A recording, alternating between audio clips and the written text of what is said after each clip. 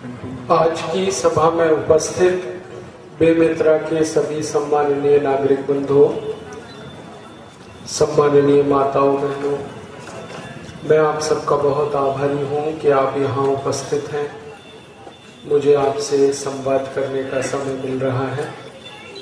मैं सबसे पहले हमारी भारत स्वाभिमान और पतंजलि योग समिति की जो बेमेतरा शाखा है, इकाई है, उसका आभार व्यक्त करता हूँ कि उन्होंने ये व्यवस्था बनाई और मुझे आपके साथ बात करने का मौका मिला। मैं आपसे भारत स्वाभिमान के विषय में कुछ बात कहने आया हूँ। परम पूजनीय स्वामी रामदेव जी ने भारत स्वाभिमान नाम का एक अभियान शुरू किया है। सारे भारत देश में ये अभियान पिछले करीब 1.25 वर्षों से चल रहा है। 5 जनवरी 2009 को ये अभियान प्रारंभ हुआ और इसकी शुरुआत हुई हरिद्वार से। अब धीरे धीरे भारत के करीब 600 जिलों तक हमारा ये आंदोलन पहुंच गया।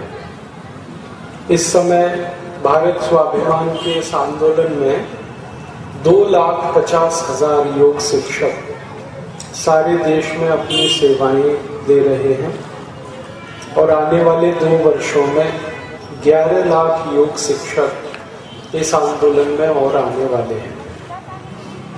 अगले 2 वर्षों बाद हमारे पास 13,50,000 योग शिक्षक हो जाएंगे और उसके बाद हम इस अभियान को भारत के गांव-गांव तक पहुंचाएंगे। आपके मन में प्रश्न आएगा कि इस आंदोलन को गांव-गांव पहुंचाने का उद्देश्य क्या है? इसके 2 उद्देश्य हैं। पहला उद्देश्य है भारत देश के हर एक नागरिक को, हर एक व्यक्ति को स्वस्थ बनाना, निरोगी बनाना।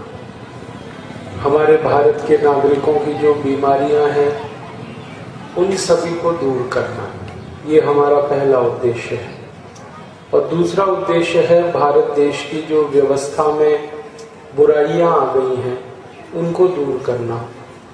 जैसे गरीबी है, बेरोजगारी है, हमारे देश में बढ़ती हुई महंगाई है, भ्रष्टाचार, रिश्वतखोरी, आतंकवाद, नक्सलवाद, ऐसी बहुत सारी भारत में समस्याएं हैं, उनको भी हम हल करना चाहते हैं। एक तरफ भारत देश के नागरिकों को स्वस्थ बनाना है और दूसरी तरफ अपने देश की जो समस्याएं हैं इनका समाधान करना है। आपके मन में सवाल आएगा कि हर भारतवासी को स्वस्थ बनाने के लिए क्या करें? इसके लिए हम हर भारतवासी को योग, प्राणायाम और आयुर्वेद, इन तीनों के बारे में बताना चाहते हैं और इन तीनों की मदद से हर भारतवासी स्वस्थ हो सकता है।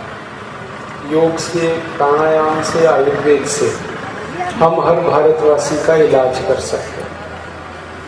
तो हम गांव-गांव जाकर लोगों को यही सिखा रहे हैं। सारे भारत देश में हर दिन हमारी 1 लाख योग कक्षाएं लगती हैं और इन 1 लाख योग कक्षाओं में 2,50,000 योग शिक्षक हर दिन लोगों को योग प्राणायाम सिखाते हैं और करोड़ों भारतवासी इस योग प्राणायाम को सीखते हैं और अपने जीवन में उससे बहुत सारा लाभ उनको मिल रहा है। पिछले 10 वर्षों से लगातार परम पूजनीय स्वामी रामदेव जी भारत के अनेक स्थानों पर शिविरों का आयोजन कर रहे हैं और उसमें बहुत सारे भारतवासी अपनी अपनी बीमारियों से ठीक हो रहे हैं। एक आस्था चैनल भी शुरू किया है जो सुबह सुबह 5 बजे से 7:30 बजे तक परम पूजनीय स्वामी जी के माध्यम से सारे देश को योग प्राणायाम सिखाता है, आस्था चैनल। और इस पर बहुत सारे योग प्राणायाम के शिविरों का कार्यक्रम आता रहता है। आपसे भी मैं यही कहने आया हूँ कि आप भी अपने जीवन में योग, प्राणायाम और आयुर्वेद का उपयोग करें और आपकी हर बीमारी के लिए उसका समाधान उसमें मिलेगा। आपके मन में ये प्रश्न आ सकता है कि योग प्राणायाम से कौन कौन सी बीमारी ठीक होती है? हमारे शरीर की हर बीमारी इससे ठीक होती है, और ऐसी बहुत सारी बीमारियां जो किसी भी दवा से ठीक नहीं होती, वो योग प्राणायाम से ठीक होती है। जैसे एक बहुत खराब बीमारी है, उसका नाम है डायबिटीज। ये डायबिटीज नाम की बीमारी, शुगर की बीमारी, एलोपैथी चिकित्सा में, अंग्रेजी चिकित्सा में कभी भी ठीक नहीं होती, लेकिन योग प्राणायाम और आयुर्वेद की मदद से ये बीमारी बिल्कुल ठीक हो जाती है। इसी तरह से एक बीमारी है हाई ब्लड प्रेशर, उच्च रक्त दबाव। ये बीमारी भी एलोपैथी चिकित्सा में ठीक नहीं होती, लेकिन योग प्राणायाम और आयुर्वेद से ये भी ठीक होती है। लो ब्लड प्रेशर एक और बीमारी है, दमा है, अस्थमा है, ब्रोंकियल अस्थमा है, ट्यूबरकुलोसिस है। ऐसी बहुत सारी बीमारियां हैं जो योग प्राणायाम से बहुत जल्दी ठीक होती है, आयुर्वेद से और जल्दी ठीक होती है। तो आप सभी अपने जीवन में योग प्राणायाम और आयुर्वेद का अगर पालन करेंगे तो बहुत सारी बीमारियां आपकी ठीक होंगी। आपके मन में ये सवाल आएगा कि कौन सी बीमारी के लिए कौन सा प्राणायाम करना है और कौन सी बीमारी के लिए आयुर्वेद की कौन सी दवा लेनी है। यही आज मैं आपको बताने आया हूँ। आप अपने जेब से अगर पेन निकाल लें, कागज निकाल लें, डायरी निकाल लें और लिख लें तो आपको बहुत लाभ होगा। मैं आपको कुछ बीमारियों के बारे में बताऊंगा जिनका हम अपने योग प्राणायाम और आयुर्वेद से कैसे उपचार कर सकते हैं। हर गंभीर बीमारी, उसका इलाज हम अपने घर में ही कर सकते हैं। हमारे भारत में करीब 100 करोड़ लोग बीमार हैं इस समय। 120 करोड़ की हमारी आबादी है और 100 करोड़ भारतवासी बीमार हैं। 5 करोड़ 70 लाख भारतवासियों को डायबिटीज का रोग है, 4 करोड़ 80 लाख भारतवासियों को हृदय रोग है, करीब 8 करोड़ भारतवासियों को कैंसर है, 12 करोड़ भारतवासियों को आंखों के भिन्न भिन्न रोग हैं, 14 करोड़ भारतवासियों को दमा अस्थमा है, ट्यूबरकुलोसिस है, 17 करोड़ भारतवासियों को घुटनों का दर्द, कमर का दर्द है, 20 करोड़ भारतवासियों को high blood pressure, low blood pressure है, और 40 करोड़ माताएं हमारे देश में हैं जिनको खून की कमी का रोग है, एनीमिया। अपने देश में बीमार लोग बहुत हैं। और दूसरी समस्या ये है कि बीमारियों का इलाज करने के लिए बहुत सारे पैसे खर्च होते हैं, और भारत में जो गरीब लोग हैं वो पैसे खर्च नहीं कर सकते। तो इस बीमारियों में बहुत सारे लोग बिना इलाज के ही मर जाते हैं। आजकल भारत में बीमारियों का इलाज बहुत महंगा है, और महंगे इलाज के चक्कर में ज्यादा लोग अपना इलाज नहीं कर पाते। तो हमने ये सोचा है कि हर भारतवासी को कुछ ऐसा इलाज बताया जाए जो बिना पैसे के आसानी से हो सके। तो मैं आज आपको बहुत सारी बीमारियों के ऐसे ही इलाज बताऊंगा जिसमें पैसा भी खर्च नहीं हो और बीमारी भी ठीक हो। मैं शुरू करता हूँ डायबिटीज से। डायबिटीज सबसे खराब रोग है जो इस समय भारत में फैल रहा है। थोड़ी देर पहले मैंने कहा 5 करोड़ 70 लाख लोगों को ये रोग हो चुका है और 3 करोड़ को होने वाला है। और ये रोग में हमारे अंग्रेजी एलोपैथी में एक ही दवा है जिसका नाम है इंसुलिन। और ये इंसुलिन इंजेक्शन के माध्यम से कोई लेता है, कोई गोली के माध्यम से। लेकिन ये इंसुलिन है ना, ये बहुत खराब है। ये क्या करती है, लगातार अगर कोई व्यक्ति इंसुलिन लेता रहे तो दोनों उसके गुर्दे खराब हो जाते हैं, लीवर खराब हो जाता है। अगर कोई व्यक्ति लगातार इंसुलिन ले तो उसको ब्रेन हेमरेज हो सकता है, पैरालिसिस हो सकता है, ब्रेन स्ट्रोक आ सकता है। लगातार इंसुलिन कोई लेगा तो उसकी आंखों की रोशनी चली जाती है, अंधापन आ जाता है, नपुंसकता आ जाती है, इम्पोर्टेंसी। तो इंसुलिन ये अच्छी नहीं है, आप इसे मत लेना कभी। अगर आपको कभी डायबिटीज हो, शुगर की बीमारी हो, तो इंसुलिन मत लेना। और अगर आपके परिचय में कोई व्यक्ति है, उसको भी मत लेना, क्योंकि अगर कोई व्यक्ति को इंसुलिन देने की आदत आपने डाल दी, बहुत जल्दी उसकी मृत्यु हो जाएगी। इंसुलिन शरीर को अंदर से पूरा खोखला कर देते हैं। तब फिर आप बोलोगे फिर क्या करें? तो डायबिटीज का अपना भारत में जो आयुर्वेद में इलाज है और प्राणायाम से जो चिकित्सा है, उसका उपयोग करें। प्राणायाम में क्या करें? जिनको डायबिटीज है, शुगर की बीमारी है, उनको 3 प्राणायाम कराएं। पहला प्राणायाम है, उसका नाम है भस्त्रिका। भस्त्रिका में क्या होता है? आराम से ऐसे बैठना, सुखासन में आलती पालती मार के, और आपकी पहली उंगली अंगूठे के साथ ऐसे स्पर्श करें। इसको ध्यान मुद्रा कहते हैं। और ऐसे बैठकर गहरी सांस लेना और गहरी सांस छोड़ना, लंबी सांस लेना और लंबी सांस छोड़ना, इसी को कहते हैं भस्त्रिका प्राणायाम। और ये 5 मिनट करना। मैं एक बार करके बताता हूं, आप देख लेंगे तो समझ में आ जाएगा।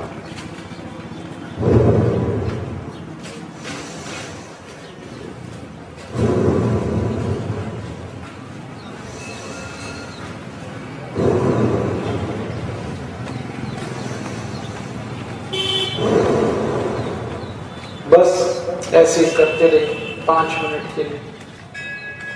ये भस्त्रिका प्राणायाम हर उस व्यक्ति को करना है जिसको शुगर की और डायबिटीज की बीमारी है। दूसरा प्राणायाम करना है, उसको कहते हैं कपालभाति। कपालभाति में क्या होता है? हमारी सांस को झटके से बाहर निकालना, ताकत के साथ। और जब सांस बाहर निकलेगी तो पेट अंदर जाएगा। सांस बाहर निकालने पे ही ध्यान देना है, लेने के लिए चिंता नहीं करनी, वो शरीर अपने आप ले लेगा। बस निकालने पे ध्यान देना है। कैसे होता है? एक बार करके दिखाता हूँ, आप सब कर पाएंगे इसको।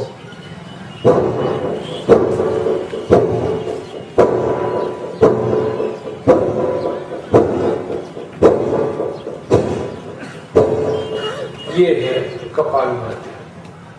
इसको लगातार आधा घंटे तक करना है। 5 मिनट करना है भस्त्रिका, आधा घंटे कपालभाति। और तीसरा और आखिरी प्राणायाम जो करना है वो है अनुलोम विलोम। अनुलोम विलोम में क्या होता है? आपकी जो दाहिनी नाक है, इसको बंद कर देते हैं और बाईं नाक से पूरी सांस को निकालेंगे। फिर बाईं नाक से सांस भरेंगे, दाहिनी नाक से उसे निकालेंगे। फिर दाहिने नाक से सांस भरेंगे, बाईं नाक से निकालेंगे। फिर बाईं से भरेंगे, दाहिने से निकालेंगे। बस यही करना। एक बार मैं करके बताता हूं, आपको समझ में आ जाएगा।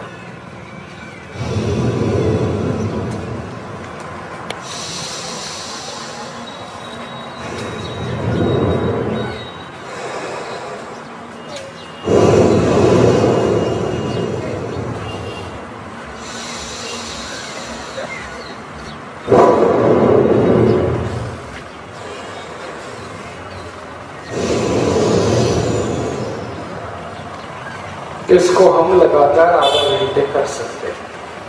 तो 5 मिनट करना भस्त्रिका, आधा घंटे करना कपालभाति, आधा घंटे करना अनुलोम विलोम। ये 3 प्राणायाम हम करेंगे नियमित हर दिन। तो इससे डायबिटीज की बीमारी, शुगर की बीमारी बहुत जल्दी ठीक होगी। कोई भी लगातार 1 से 1.5 महीने ये कर लेगा, बिल्कुल ठीक हो जाएगा। अब इसके साथ में आप चाहें तो एक आयुर्वेद की दवा भी खा सकते हैं डायबिटीज के, और वो दवा आप अपने घर में ही बना लो। घर में हमारे आयुर्वेद की बहुत सारी दवाएं हैं, उनको मिलाकर ये दवा बन जाएगी। कैसे बनेगी? इसका आप सूत्र लिख लो, फॉर्मूला लिख लो। 100 ग्राम लेना मेथी का दाना। मेथी दाना सबके घर में है, वो 100 ग्राम लेना। उसको धूप में सुखाकर पत्थर में पीस लेना। मेथी दाने को धूप में सुखाएं 2-3 दिन, फिर उसको पत्थर में पीस लें। तो ये एक दवा है। फिर इसमें एक दूसरी दवा मिलानी है, तेज पत्ता। 100 ग्राम तेज पत्ता। हमारे घर में है तेज पत्ता, हम इसको मसाले में डालते हैं। तो 100 ग्राम तेज पत्ता, इसको भी धूप में सुखाकर पत्थर में पीस लें। फिर तीसरी दवा है जामुन की गुठली, जामुन का बीज। जामुन का जो फल होता है उसको खाने के बाद अंदर का जो बीज निकलता है उसको धूप में सुखा लेना और धूप में सुखा के उसको पत्थर में पीस के पाउडर बनाना। और इसकी मात्रा होगी 150 ग्राम, 150 ग्राम। 100 ग्राम मेथी का दाना, 100 ग्राम तेज पत्ता, 150 ग्राम जामुन का बीज। और चौथी एक दवा है, वो है बेलपत्र। शंकर भगवान को जो अर्पित करते हैं बेलपत्र का पत्ता, वो लेना 250 ग्राम, 250 ग्राम। और उसको धूप में सुखाकर उसको भी पत्थर में पीस के पाउडर बना लें।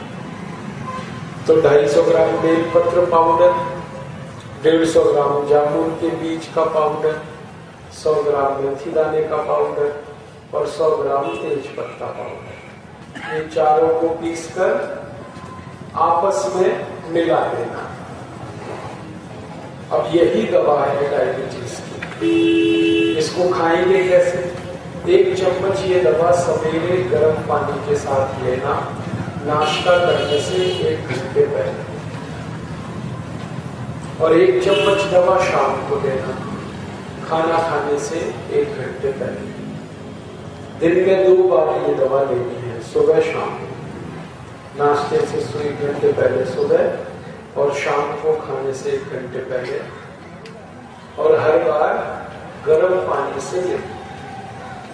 ये दवा अगर आप 1.5-2 महीने खाएंगे, उतने में ही आपकी डायबिटीज ठीक हो जाएगी। बहुत अच्छी दवा है। हजारों लाखों लोगों को इस दवा ने अच्छे से ठीक कर दिया। तो प्राणायाम करना है, 3 प्राणायाम। पहला भस्त्रिका, दूसरा कपालभाति, तीसरा अनुलोम विलोम। भस्त्रिका 5 मिनट, कपालभाति आधे घंटे, अनुलोम विलोम आधे घंटे और इसके साथ में ये वाली दवा। इससे शुगर बिल्कुल ठीक हो जाती है, 1.5-2 महीने में ही ठीक हो जाए। और जब आपकी शुगर ठीक हो जाए, एक बार जांच करा लेना, ब्लड टेस्ट करा लेना। तो डॉक्टर अगर ऐसा बोलता है कि शुगर ठीक हो गई, तो ये दवा तो बंद कर देना, फिर दवा ज्यादा लेने की जरूरत नहीं है। लेकिन प्राणायाम को चालू रखना, प्राणायाम बंद नहीं करना। तो इसका फायदा क्या होगा? अगर आपने प्राणायाम हमेशा करते रहे आप, तो दूसरी बार कभी भी आपको डायबिटीज की बीमारी नहीं होगी। इसका फायदा है। दवा बीमारी को ठीक कर देगी, लेकिन प्राणायाम से गारंटी इस बात की है कि दोबारा कभी भी ये बीमारी नहीं होगी। और इसमें खर्चा क्या आएगा? प्राणायाम करने में तो कोई पैसे खर्च नहीं होंगे। और ये जो दवा मैंने बताई है, ये 25 रुपए में बन जाएगी। अगर आप 100 ग्राम मेथी दाना खरीदेंगे, 6-7 रुपए में आएगा। 100 ग्राम तेज पत्ता खरीदेंगे, 10-12 रुपए का आएगा। 100 ग्राम अगर जामुन के बीज को भी खरीदेंगे, 3-4 रुपए में मिल जाता है। और 250 ग्राम बेलपत्र का पत्ता, ये तो बिल्कुल मुफ्त में मिलेगा। तो इस दवा को बनाने में 25 रुपए खर्च होता है बस। और उतने खर्चे में जितनी दवा बनेगी वो 3 महीने चलेगी। और 3 महीने की दवा में आप बिल्कुल ठीक हो जाएंगे। ये बहुत सस्ता इलाज है डायबिटीज का, शुगर का। अब इसमें आप ये पूछोगे कि इसका परहेज क्या है? इसमें एक ही परहेज है। जिनको ये डायबिटीज की बीमारी है वो लोगों को एक चीज हमेशा नहीं खानी, उसका नाम है चीनी। चीनी का परहेज, चीनी नहीं खा सकते। क्यों? क्योंकि चीनी बहुत खतरनाक जहर है और ये कभी भी डायबिटीज को ठीक नहीं होने देता। ये जो चीनी बनती है ना, इसमें सबसे खराब एक जहर मिलाया जाता है, उसका नाम है सल्फर। सल्फर को हिंदी में कहते हैं गंधक, और ये गंधक वही है जिससे दिवाली के पटाखे बनते हैं। हमारे घरों में दिवाली के समय जो पटाखे चलाते हैं, फुलझड़ी चलाते हैं, अनार चलाते हैं या बम चलाते हैं, वो सभी गंधक से बनते हैं और वही गंधक से चीनी बनती है। तो जब हम चीनी खाते हैं तो ये गंधक हमारे शरीर में चला जाता है चीनी के साथ। और ये गंधक है ना, ये ऐसा खराब केमिकल है कि शरीर में चला तो जाता है, ये बाहर नहीं निकलता शरीर से। हमारे शरीर की ऐसी व्यवस्था है कि अगर कोई गलत चीज हमने खा लिया या पी लिया तो वो शरीर से बाहर निकल जाएगी, या तो पेशाब के रास्ते निकलेगी या मल द्वार से निकल जाएगी, टट्टी के साथ निकल जाएगी, या कभी कभी पसीने के साथ गंदगी निकल जाती है। कई बार हमारे मुंह से बलगम निकलता है खांसी के समय, तो उससे भी गंदगी निकल जाती है। लेकिन ये जो सल्फर है ये कभी भी बाहर नहीं निकलता। ये चीनी खाते खाते अंदर जाता ही रहता है, जाता ही रहता है और फिर खून में जमा हो जाता है। और खून में जब सल्फर की मात्रा बढ़ जाती है तो खून में गाढ़ापन आ जाता है, जिसको हम कहते हैं कोलेस्ट्रॉल बढ़ गया। और ये जो कोलेस्ट्रॉल बढ़ गया अगर खून में, तो इसके कारण 103 बीमारियां आती हैं। 103। जब कोलेस्ट्रॉल बढ़ जाता है खून में तो हाई ब्लड प्रेशर आता है। जब कोलेस्ट्रॉल बढ़ जाता है खून में तो शुगर हो जाती है, डायबिटीज हो जाती है। जब कोलेस्ट्रॉल बहुत बढ़ जाता है तो ब्रेन हेमरेज हो जाता है, पैरालिसिस हो जाता है, ब्रेन स्ट्रोक आ जाता है, हार्ट अटैक आता है, कार्डियक अरेस्ट होता है, घुटनों का दर्द हो जाता है, गठिया, संधिवात। हमारे चिकित्सा विज्ञान में सबसे बड़ा शैतान अगर किसी को बताया है तो वो कोलेस्ट्रॉल है। और ये कोलेस्ट्रॉल बढ़ता है जब हम चीनी खाते हैं। ये सबसे ज्यादा चीनी से बढ़ता है। तो आप चीनी ना खाएं, नहीं तो आपकी डायबिटीज कभी भी ठीक नहीं होगी। तो चीनी का परहेज करें, यही आपको एक काम करना है। दवा खानी है जो मैंने बता दिया, प्राणायाम करना है और चीनी नहीं खानी।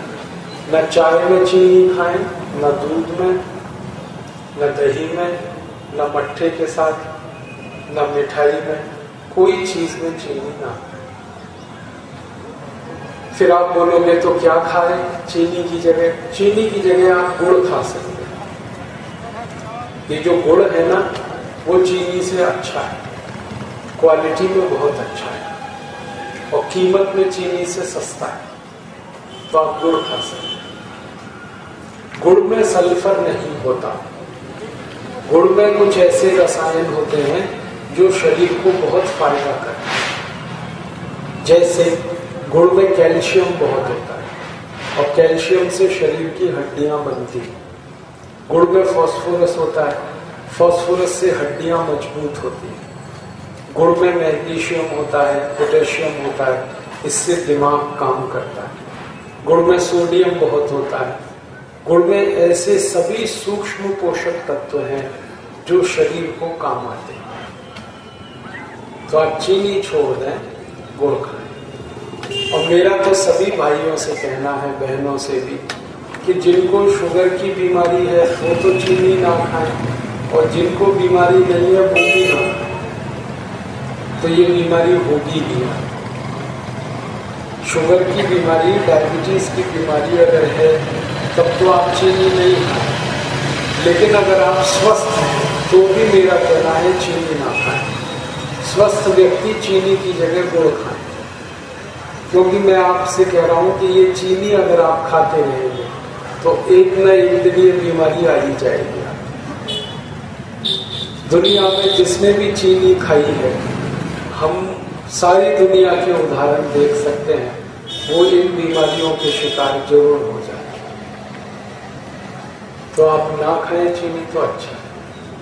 मैं आपको और एक रहस्य की बात बताऊं कि ये चीनी भारत में तब से लोगों ने खाई जब से अंग्रेज आए। अंग्रेजों के पहले कोई चीनी नहीं खाता था इस देश में।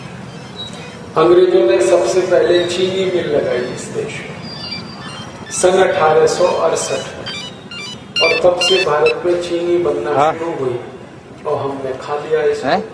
अब समस्या तभी से है। आर्डर में वो रामदेव बाबा है, उसको आर्डर नहीं। भारत में चीनी का मैंने बहुत अध्ययन किया तो पता चला कि जब तक हम चीनी नहीं खाते थे तब तक इस देश में किसी को डायबिटीज की बीमारी। अबे तो कैसे करूं, आर्डर निपटा रहा हूं, कैमरा पकड़ा हूं। जब तक हमने चीनी नहीं खाई किसी को हाई ब्लड प्रेशर बाद में करूंगा नहीं। जब तक चीनी हमने नहीं खाई हमारे देश में किसी को कैंसर नहीं हुआ। जब से चीनी आई इस देश में तभी से बीमारियां, इसलिए इसे ना खाना ही अच्छा। आपको मैं और एक बात कहना चाहता हूँ। अमेरिका देश में, कनाडा में, फ्रांस में, ब्रिटेन में, इन सभी देशों में अब लोगों ने चीनी खाना बंद कर दिया। वहां के लोग अब जो भी चीज खाते हैं ना वो शुगर फ्री होती है। शुगर फ्री माने जिसमें चीनी ना डाली गई हो, ऐसी चीज। अमेरिका में केक बनते हैं शुगर फ्री, अमेरिका में मिठाइयाँ बनती हैं शुगर फ्री, यूरोप के देशों में बहुत सारी चीज़ें हैं शुगर फ्री। वहाँ के लोग अब नहीं खा रहे। कारण जानते हैं? क्योंकि चीनी खा खा के वहाँ के लोग बहुत मोटे हो गए। दुनिया में सबसे ज़्यादा मोटापे की बीमारी अमेरिका में, हर तीसरा आदमी वहाँ बहुत मोटा है। तो उस मोटापे को दूर करने के लिए अब अमेरिका के डॉक्टर्स लोगों ने एक अभियान चलाया है, शुगर फ्री कैंपेन। माने कोई भी चीज खाओ जिसमें चीनी नहीं होनी चाहिए। तो अमेरिका, यूरोप के लोग चीनी बंद कर रहे हैं। आप वो चीनी क्यों खा रहे होते? आप भी बंद करो, अच्छी तो है। उसकी जगह गुड़ खाओ, गुड़, क्योंकि आपको गुड़ खाने में बहुत फायदा है। एक तो सस्ता है गुड़, दूसरा शरीर को बहुत काम आता है, और चीनी शरीर के लिए बहुत नुकसान करती है। आप पूछेंगे चीनी का नुकसान, सबसे बड़ा नुकसान है वो सल्फर, जो मैंने बताया खून को गंदा करता है। दूसरा, चीनी हजम नहीं होती है। आप खा लोगे लेकिन ये पचेगी नहीं कभी। तो आप बोलोगे क्या होता है कि चीनी हजम नहीं होती इसलिए ये कोलेस्ट्रॉल में बदल जाती है। हम जो कुछ भी खाते हैं शरीर में, जब वो हजम हो जाता है तो खून बन जाता है, लेकिन जो चीज हजम नहीं होती वो कोलेस्ट्रॉल में बदल जाती है। तो चीनी खाएं तो कोलेस्ट्रॉल बढ़ता है, और गुड़ खाएं तो खून बढ़ता है। खून से शरीर चलता है, और कोलेस्ट्रॉल शरीर का दुश्मन है। ये शरीर को चलने नहीं देता, मार डालता है। इसलिए आप सबसे मैं कहूँगा कि आप गुड़ खाना शुरू करें, चीनी बंद करें। और आप एक नियम बना लें अपने जीवन कि जब भी खाना खाएं तो खाने के बाद थोड़ा सा गुड़ जरूर खाएं। आप बोलेंगे क्यों? आयुर्वेद में कहा गया है कि भोजन के बाद थोड़ा सा गुड़ खाएं तो भोजन बहुत जल्दी हजम हो जाता है, बहुत जल्दी भोजन पच जाता है। आप खाना खाते हैं, कितना भी खाना खाएं, उसको हजम होने में सामान्य रूप से 6 घंटे लगते हैं। खाना खा लेते हैं हम, 6 घंटे में हजम होता है, पचता है। लेकिन अगर खाने के पीछे थोड़ा सा गुड़ खा लें तो वो 4 घंटे में ही हजम हो जाता है। इसलिए आयुर्वेद में कहा गया है कि खाने के बाद गुड़ जरूर खाना चाहिए। तो आप खाया करो। और मेरा तो आपसे कहना है कि अगर चाय पीनी है तो गुड़ की पियो, दूध पीना है गुड़ से पियो, दही खाना है गुड़ का खाओ, मिठाई खानी है गुड़ की बनाओ, हलवा बनाना है गुड़ का बनाओ, लड्डू बनाने हैं गुड़ के बनाओ, पेड़ा बनाना है गुड़ का बनाओ, कोई भी मिठाई गुड़ की।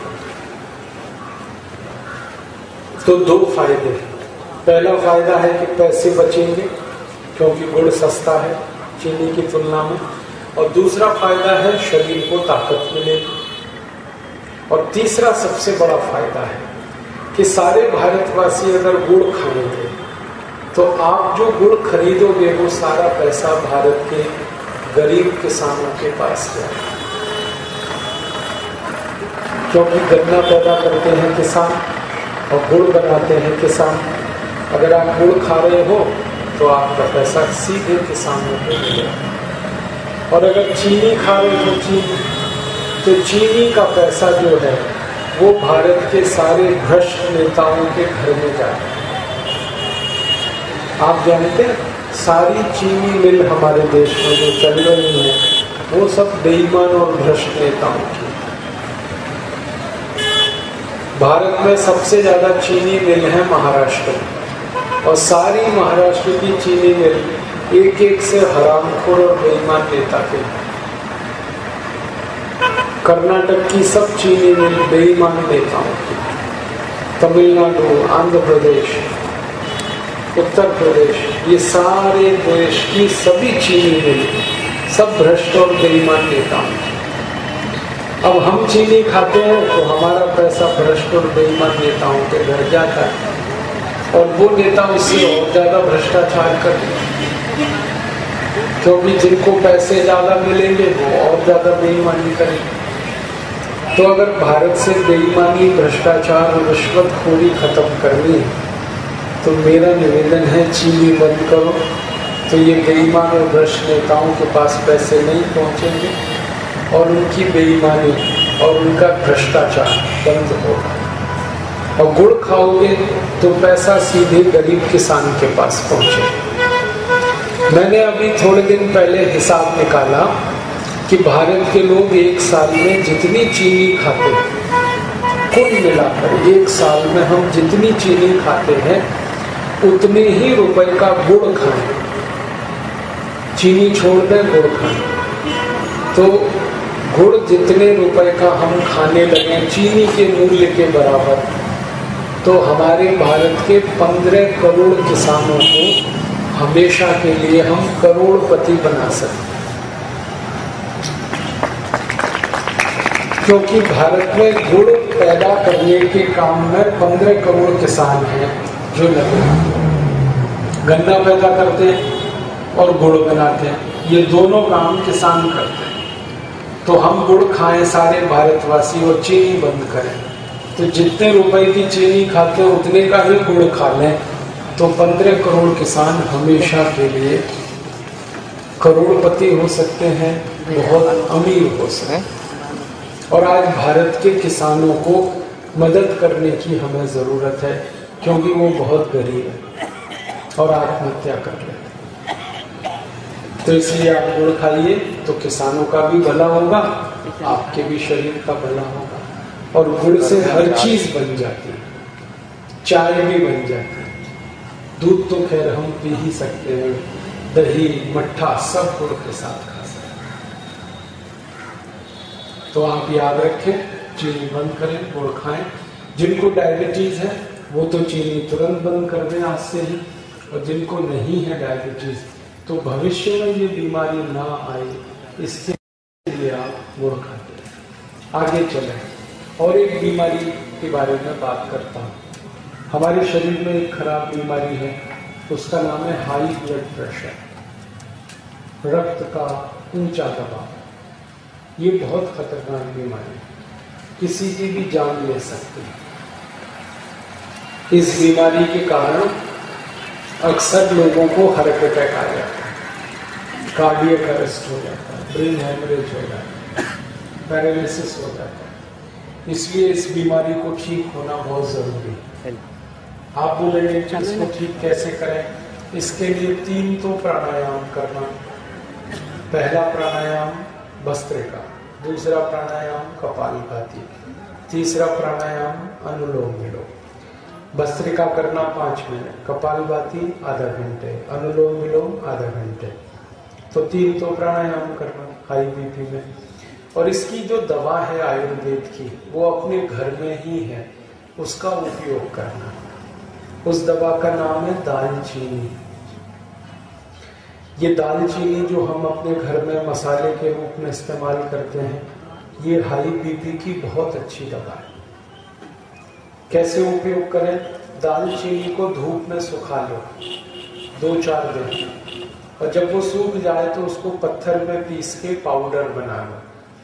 तो दालचीनी का पाउडर बन गया। इसको शहद मिला के गर्म पानी के साथ खाओ।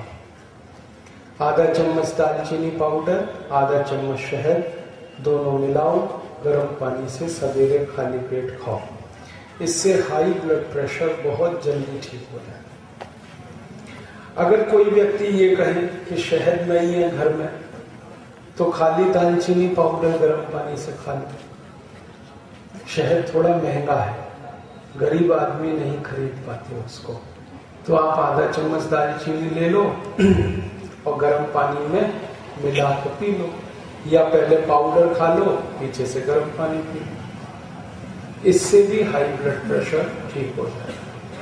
और एक अच्छी दवा बताता हूँ हाई ब्लड प्रेशर के लिए, उसका नाम है मेथी दाना। आधा चम्मच मेथी दाना ले लो और 1 गिलास गर्म पानी में रात को इसको मिला दो। मेथी दाना आधा चम्मच, उस पानी को पी लो, और जो मेथी दाना है उसमें उसको चबा के खा लो। तो इससे भी हाई ब्लड प्रेशर बहुत जल्दी ठीक होता है। बहुत अच्छी दवा है ये हाई ब्लड प्रेशर। और ये जो मेथी दाना है ना, इससे डायबिटीज भी ठीक होती है।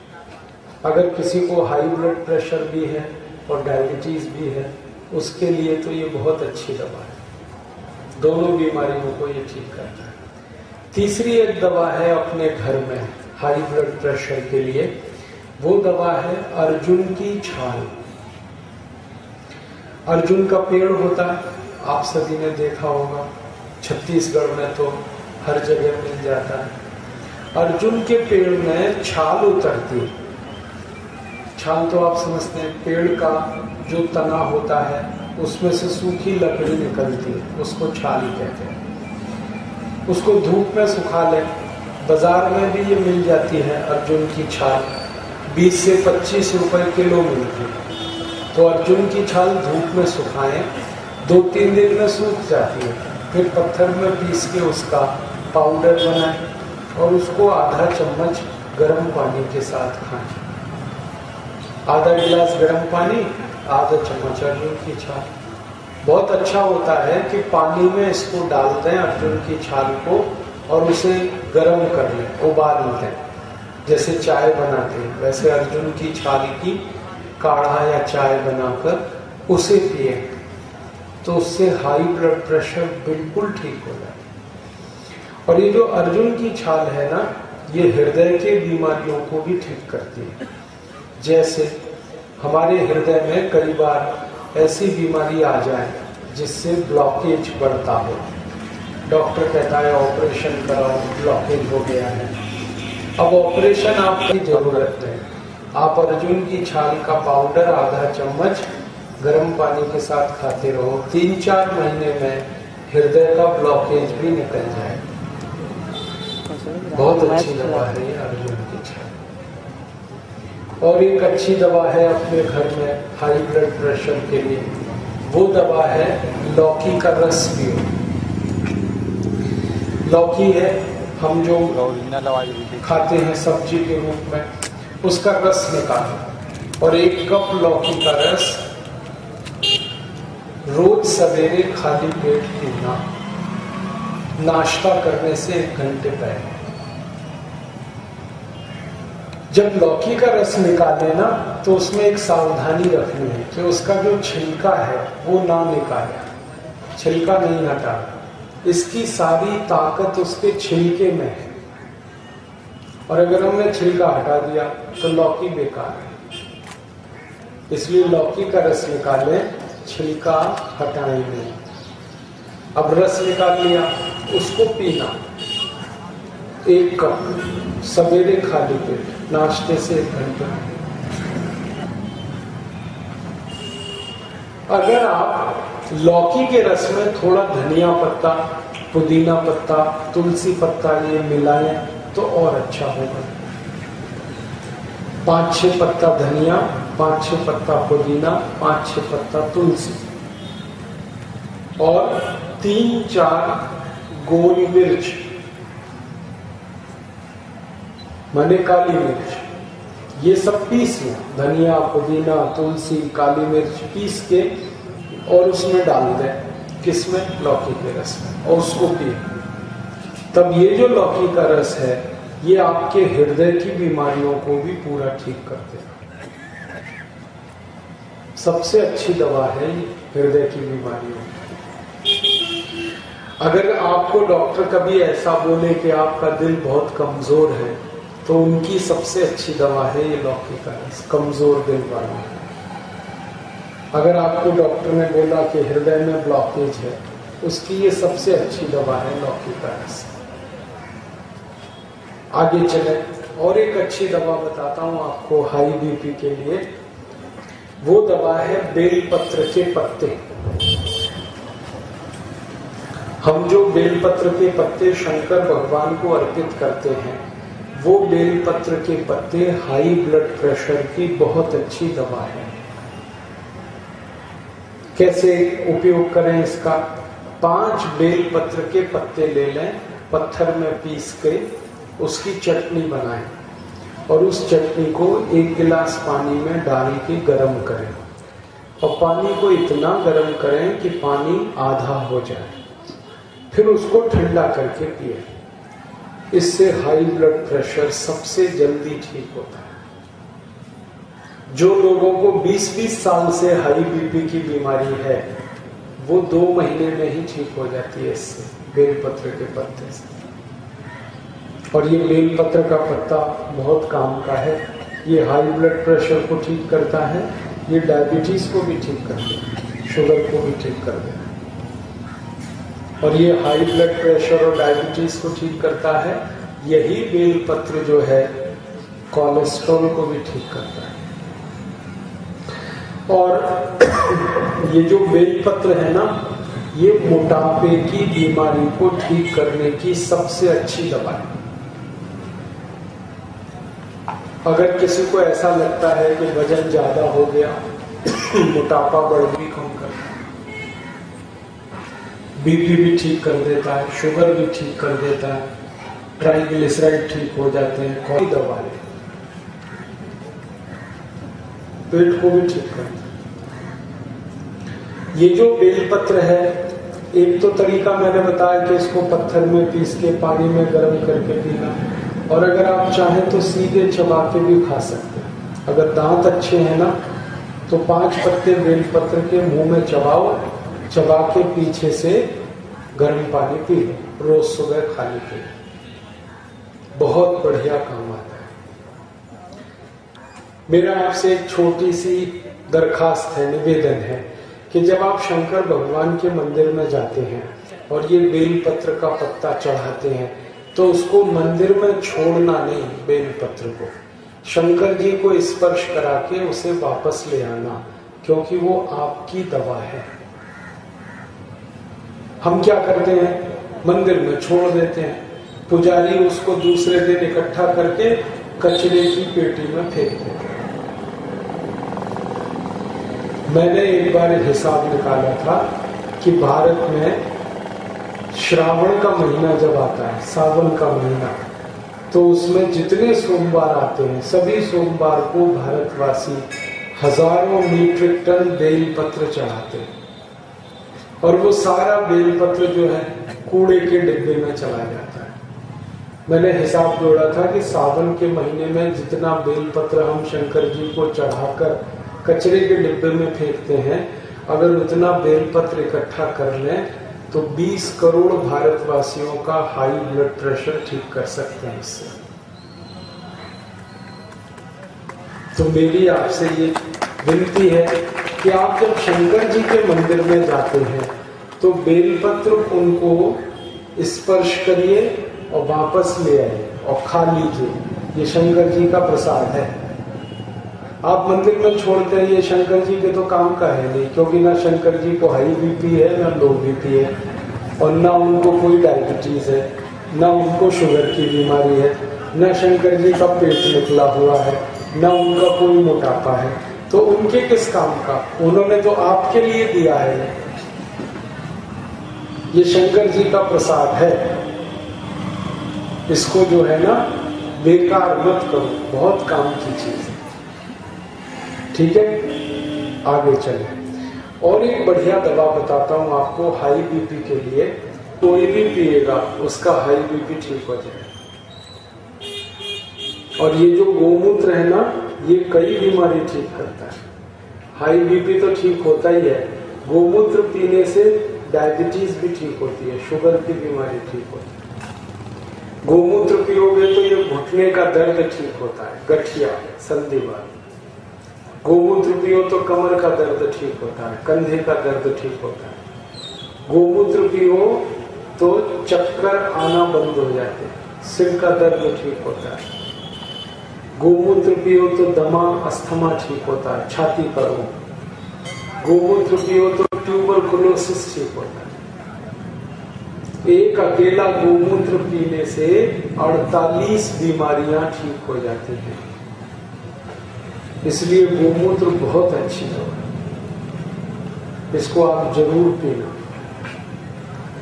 आप इसको जब पिएंगे ना तो 2 सावधानी रखना इसमें। पहली सावधानी ये रखनी है कि गाय मूत्र जब पीने को लेंगे तो वो गाय देशी होनी चाहिए जिसका मूत्र पिए। हमारे भारत में 2 तरह की गाय है, एक देशी और एक विदेशी। विदेशी गाय माने जर्सी गाय, होलिस्टियन, फ्रीजियन, उसका मूत्र नहीं है। जो देशी गाय है उसी का लें। अब आप ये कहोगे पहचान कैसे करें, देशी गाय कौन सी, विदेशी कौन सी? तो जो देशी गाय होती है ना, उसकी पीठ पर ऐसे कंधा निकला रहता है। जिस गाय की पीठ पर ऐसे कंधा निकला हुआ है वो देशी गाय, और जिस गाय की पीठ ऐसे सपाट है वो विदेशी गाय। तो विदेशी गाय का मूत्र नहीं लेना। और दूसरी सावधानी ये रखनी है कि जब गाय का मूत्र लेंगे तो वो गाय गर्भवती नहीं होनी चाहिए। अगर गाय गर्भावस्था में है तो उसका मूत्र नहीं पीना, वो नुकसान करता है। तो इसका मतलब क्या हुआ? कुमारी गाय का मूत्र पियो, जो गाय मां नहीं बनी उसका मूत्र पियो। बछड़ी, बाछी कहते हैं, बछड़ी कहते हैं, उस गाय का मूत्र पी सकते हैं। और ताजा पीना, सवेरे खाली पेट आधा कप, ज्यादा नहीं। कितने दिन पी सकते हैं? 2-3 महीने। 2-3 महीने गोमूत्र पीने से हर बीमारी ठीक होती है।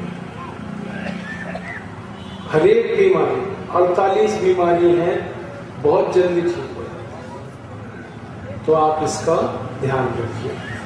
और ये गोमूत्र की कई दवाएं हैं जो मैं बताना चाहता हूँ कि जैसे आंख की कोई बीमारी है, आंख से दिखाई कम देता है, मोतियाबिंद हो गया, काला पानी हो गया, रेटिनल डिटैचमेंट हो गया, आंख में जो है ना रात को नहीं दिखता, जिसको नाइट ब्लाइंडनेस कहते हैं। किसी को दिन में नहीं दिखता, जिसको डे ब्लाइंडनेस कहते हैं। किसी को नजदीक का नहीं दिखता, किसी को दूर का नहीं दिखता। ये आंखों की सब बीमारी गोमूत्र से ठीक हो जाती। क्या करना? आंख में ताजा ताजा गोमूत्र 1-1 बूंद डालना। वो एक ड्रॉपर आता है ना, ड्रॉपर जिससे हम दवा लेते हैं, वो ड्रॉपर में गोमूत्र भर के आंख में डालना 1-1 बूंद। आंख का हर एक रोग इससे ठीक हो जाता है। मैंने तो हजारों लोगों को ये गोमूत्र आंख में डलवाया और उनके चश्मे उतरवा दिए, इससे चश्मा उतर जाए। कोई भी आंख में गोमूत्र डाले 4-6 महीने चश्मा आराम से उतर जाए। तो आप इस गोमूत्र को आंख में भी डाल सकते हैं। और यही गोमूत्र अगर कान में डालें, कान में, तो कान के रोग ठीक कर देता है। जैसे किसी व्यक्ति को सुनाई नहीं, को कान में से मवाद निकलता है, गंदगी निकलती है, मैल निकलता है, या कान में फोड़े फुंसी हो गए, तो आप एक एक बूंद गाय का मूत्र कान में डाल दो, सब कान की बीमारी ठीक हो जाए। अगर आपको कान में बहुत तेज दर्द हो रहा है तो आप इतना ही करना कि गाय का मूत्र एक बूंद कान में डालना, दर्द आपका 1 मिनट में ही ठीक हो जाए। 1 ही मिनट में कान का दर्द ठीक हो जाता है। तो ये गोमूत्र पी भी सकते हैं, आंख में भी डाल सकते हैं, कान में भी डाल सकते हैं। कुछ और दवा बताता हूं आपको। एक बीमारी है लो ब्लड प्रेशर, खून का दबाव जब कम हो जाता है। इसकी एलोपैथी में कोई दवा नहीं है लो ब्लड प्रेशर की, लेकिन अपने घर में इसकी बहुत दवाएं हैं आयुर्वेद की। लो ब्लड प्रेशर की सबसे अच्छी दवा है गुड़। गुड़ खाओ। और गुड़ कैसे खाएं? पानी में घोल के 1 गिलास पानी, 20-25 ग्राम गुड़ पानी में घोल दो, फिर उसमें नमक डालो, नमक, और फिर इसमें नींबू का रस निचोड़ो और इसको पियो। इससे लो बीपी सबसे जल्दी ठीक होता है। और एक दूसरी बीमारी है लो बीपी के लिए, अंगूर का रस पियो नमक डाल के। 1 कप अंगूर का रस और नमक डाल के पियो, इससे लो बीपी ठीक होता है। अनार का रस, ये भी लो बीपी को ठीक करता है। 1 कप अनार का रस पियो नमक डाल के, इससे भी लो बीपी ठीक होता है। संतरे का रस पियो, मौसमी का रस पियो नमक डाल के, इससे भी लो बीपी ठीक होता है। खजूर खाओ, खजूर, इससे बहुत जल्दी लो बीपी ठीक होता है। एक और अच्छी दवा है लो बीपी की, मिश्री खाओ मक्खन में मिला के। मक्खन मिश्री दोनों मिला के खाओ, इससे बहुत जल्दी लो बीपी ठीक होता है। लो बीपी की और एक अच्छी दवा है, दूध में घी मिला के पियो। 1 गिलास दूध और 1 चम्मच घी, इससे लो बीपी बहुत जल्दी ठीक होता है। और लो बीपी की सबसे सस्ती दवा है, अगर कोई व्यक्ति बहुत गरीब है और वो नई दवा खरीद सकता, तो उसको बोलना कि खाली नमक को पानी में मिला के ही पीता रहे, इससे भी लो बीपी ठीक होता है। 1 गिलास पानी और 2 चुटकी नमक, दिन में 2-3 बार पिए, सुबह दोपहर शाम। लो बीपी बहुत जल्दी ठीक होता है, नमक का ही पानी पिए। आगे चलें, कुछ और बीमारियों की बात करें। हमारे शरीर में छाती की बीमारी है, जैसे दमा, अस्थमा, ब्रोंकियल अस्थमा, ट्यूबरकुलोसिस। इसके लिए एक दवा तो मैंने बताई, गोमूत्र पियो आधा कप, इससे ठीक होगा। और दूसरी दवा है दालचीनी और शहद, ये मिला के गर्म पानी के साथ खाओ। आधा चम्मच दालचीनी, आधा चम्मच शहद, रोज गर्म पानी से। और कुछ दवा बताता हूँ पेट की। हमारा पेट खराब हो जाए, दस्त हो जाए, डायरिया हो जाए, डिसेंट्री हो जाए, तो क्या दवा है? सबसे अच्छी दवा है जीरा। चबा चबा के जीरा खाओ। पेट खराब हुआ, दस्त हो गए, बार बार टॉयलेट जाना पड़ रहा है, आधा चम्मच जीरा ले लो, मुंह में डाल के चबा चबा के खाओ और पीछे से पी लो गर्म पानी। ये तुरंत दस्त बंद कर देगा। और ये एक बार ही खाना, बार बार नहीं, उतने में ही ठीक हो जाता है। और एक अच्छी दवा है हमारे घर में, वो क्या है? ये जो कच्चा दूध होता है बिना गर्म किया हुआ, आधा कप कच्चा दूध ले लो, उसमें नींबू निचोड़ के जल्दी से पियो, क्योंकि दूध में नींबू डालने ना तो दूध फटेगा। फटने से पहले पीना इसको, अंदर जाके फटना चाहिए पेट में। तो नींबू डालते ही तुरंत पी लो, ये सबसे जल्दी ठीक करता है दस्त। इतनी खराब स्थिति है अगर किसी की कि हर 5 मिनट में वो टॉयलेट जा रहा है, तो आप उसको कच्चे दूध में नींबू निचोड़ के पिला दो, 10 मिनट में ही ठीक हो जाएगा। बहुत अच्छी दवा है। अब इसका कुछ उल्टी बात करें, पेट साफ नहीं होता अगर किसी का, कब्जियत रहती है पेट में, खुल के पाखाना नहीं होता, टट्टी खुल के नहीं आती, तो ऐसे व्यक्तियों के लिए सबसे अच्छी दवा है अजवाइन खाओ। ये जो अजवाइन है ना, आधा चम्मच अजवाइन गुड़ मिला के, 1 चम्मच गुड़ आधा चम्मच अजवाइन दोनों मिला के चबा के खाओ, पीछे से पानी पी लो, गर्म पानी। और ये हमेशा रात में खाना सोते समय, तो सवेरे उठते ही पेट साफ होता है।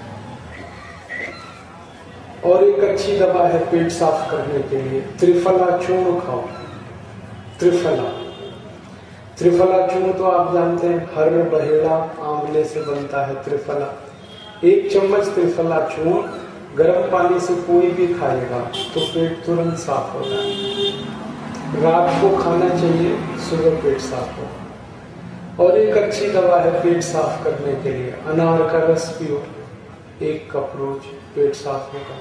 अंगूर का रस पियो, उससे पेट साफ होगा। मुनक्का चबा चबा के खाओ। मुनक्का या किशमिश रात को पानी में डाल दो, सवेरे उसको चबा के खाओ, पीछे से वही पानी पियो, पेट बहुत साफ होता है। और एक बढ़िया दवा बताता हूँ, बिल्कुल फोकट की। जब आप खाना खाते हो ना, तो खाने को खूब चबाया करो, तो पेट हमेशा साफ रहेगा।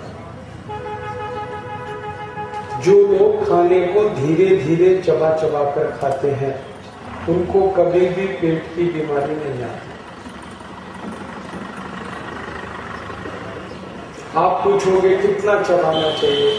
रोटी का 1 टुकड़ा मुंह में रखो और 32 बार चबाओ।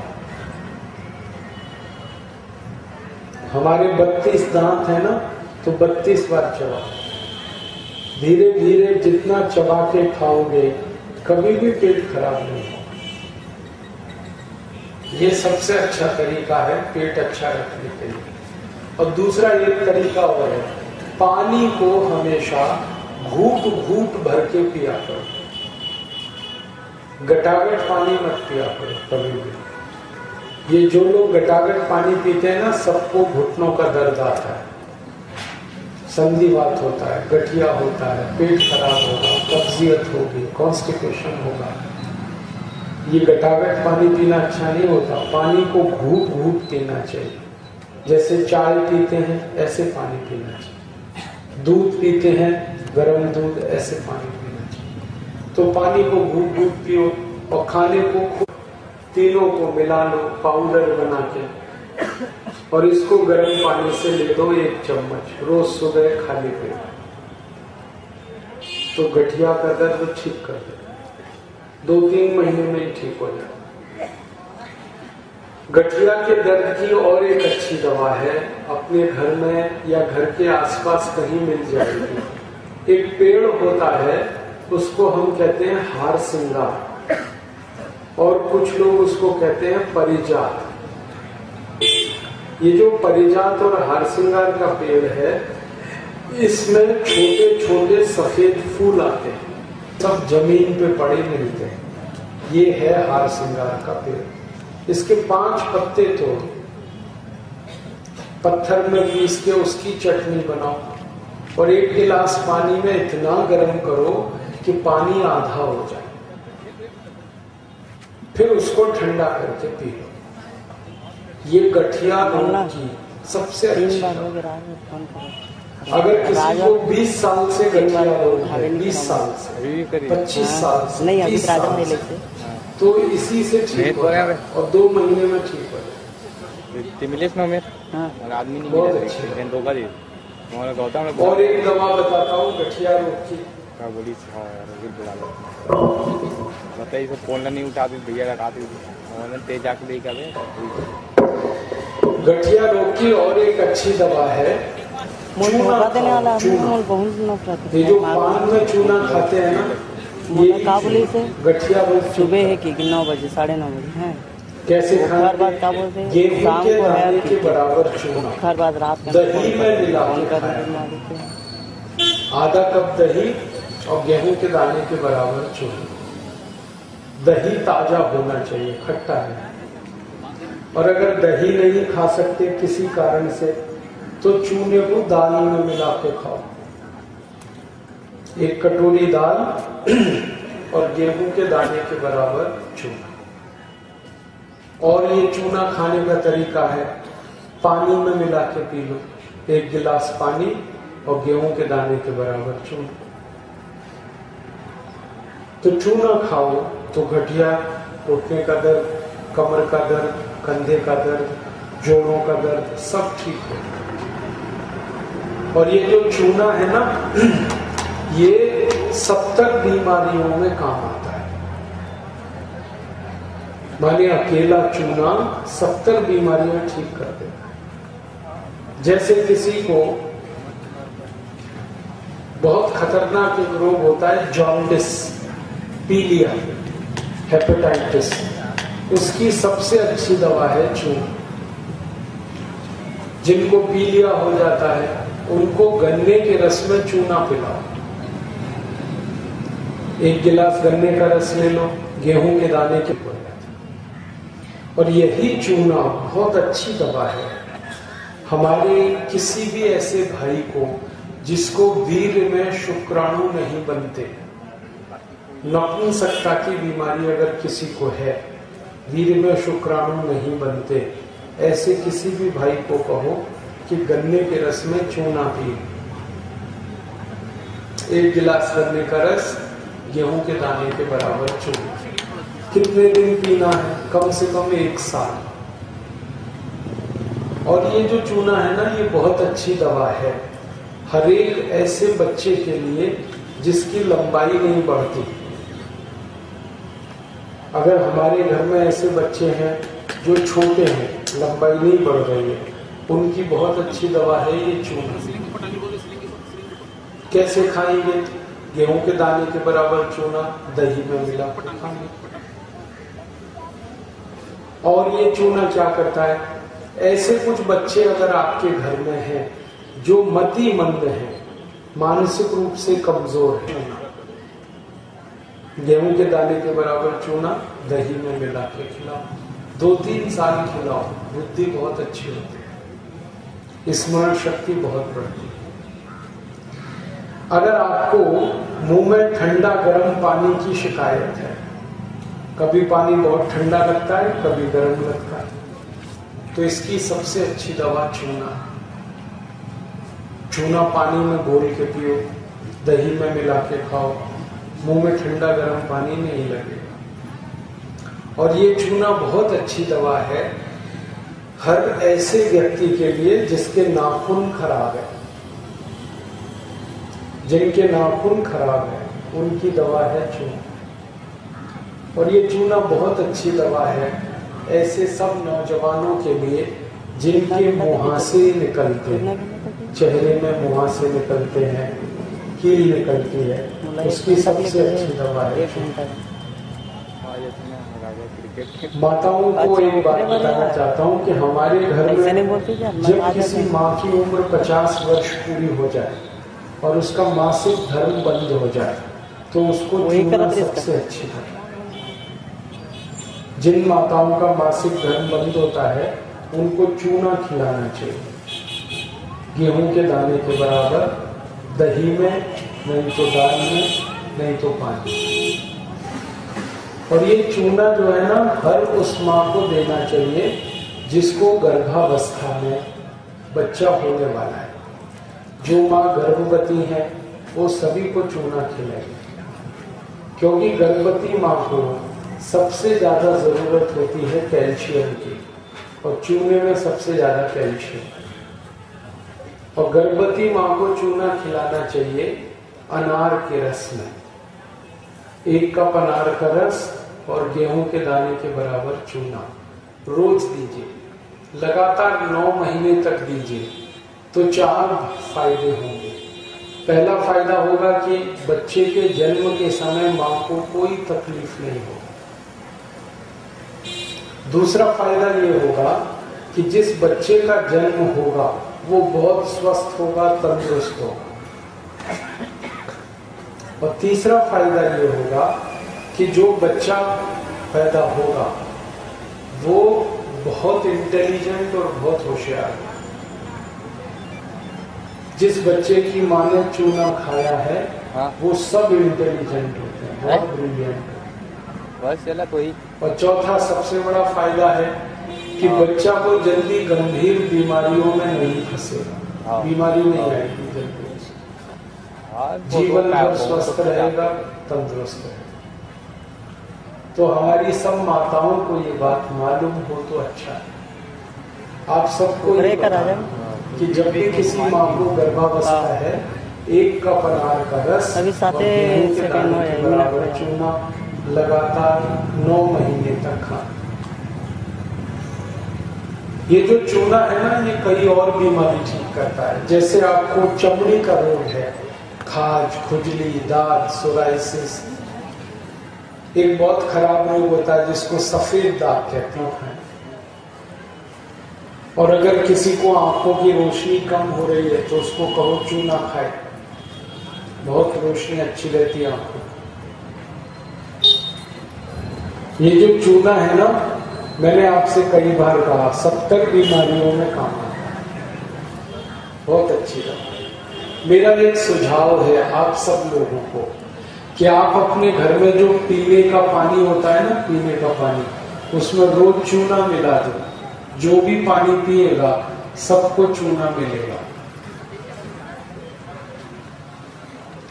10 लीटर के पानी की टंकी है या घड़ा है, उसमें गेहूं के 10 दाने के बराबर चूना मिला। क्या होगा? जो भी पानी पिएगा सबको मिलेगा कैल्शियम। 20 लीटर का पानी का अगर टंकी है तो गेहूं के 20 दाने के बराबर चूना मिला। ये चूने से क्या होता है? शरीर की हड्डी मजबूत रहती है, खून ज्यादा बनता है, मांस और खून का संतुलन बना रहता है। चूना खाने से रोशनी आंखों में अच्छी रहती है। आप जानते हैं वो ब्राइट वाटर कुछ नहीं है, चूने का पानी है। अक्सर बच्चे रोते हैं ना तो ब्राइट वाटर दे देते हैं, चुप हो जाते हैं। वो चूने का पानी है ब्राइट वाटर। बस इतना ही है कि ग्राइट वाटर के नाम पर महंगा बिकता है और चूने से पानी बना लो तो वो बिल्कुल सस्ता है। सबको चूना खाना चाहिए, बस एक ही व्यक्ति चूना नहीं खाए। सावधानी है इसमें एक ही के लिए, जिनको पेट में पथरी है वो चूना नहीं खा सकते। पथरी की बीमारी है तो चूना ना खाए। और पथरी 2 जगह होती है पेट में, एक तो होती है पित्त की थैली में, गॉल ब्लैडर में, और दूसरी होती है मूत्रपिंड में, या कभी कभी हो जाती है किडनी में, गुर्दों में। तो पथरी की बीमारी में चूना नहीं खा सकते। फिर आप बोलेंगे पथरी की बीमारी कैसे ठीक करेंगे? पथरी की बीमारी घर में ठीक करनी है तो इसका सबसे अच्छा इलाज है सेब का रस पियो। सेब है ना, सेब, एप्पल, इसका रस पियो। और सेब का छिलका मत उतारो, छिलका रखते हुए उसका रस निकालो और 1 कप रस रोज सुबह खाली पेट पियो। 4-6 महीने किसी ने भी सेब का रस पिया तो उसके पित्त की थैली की पथरी पूरी ठीक हो जाएगी। और अगर गुर्दे में पथरी है, गॉल ब्लैडर में, किडनी में, तो उसकी दवा है गोमूत्र की। आधा कप गोमूत्र रोज पी लो सुबह सुबह, 3-4 महीने में पथरी टूट के निकल जाए।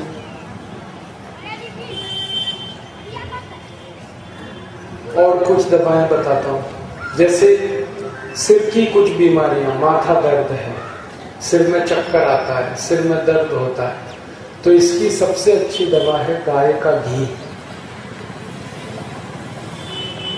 कैसे उपयोग करना? गाय का घी गर्म करो हल्का, और गर्म करके उसको एक एक बूंद नाक में डाल के सो जाओ। रात को सोते समय गाय का घी हल्का गर्म करके एक एक बूंद दोनों नाक में डाल के सो। इससे सिर दर्द बिल्कुल ठीक होता है। और गाय का घी नाक में जब डाले ना, तो नाक से खून निकलने की बीमारी तुरंत ठीक होती है। कई बार आपने देखा है ना, कई लोगों के नाक से खून निकलता है, उस बीमारी की सबसे अच्छी दवा गाय का। और एक बीमारी में काम आता है गाय का घी। ऐसे लोग जिनको बार बार सर्दी और जुकाम होता है, उनको कहो गाय का घी नाक में डाल के सो।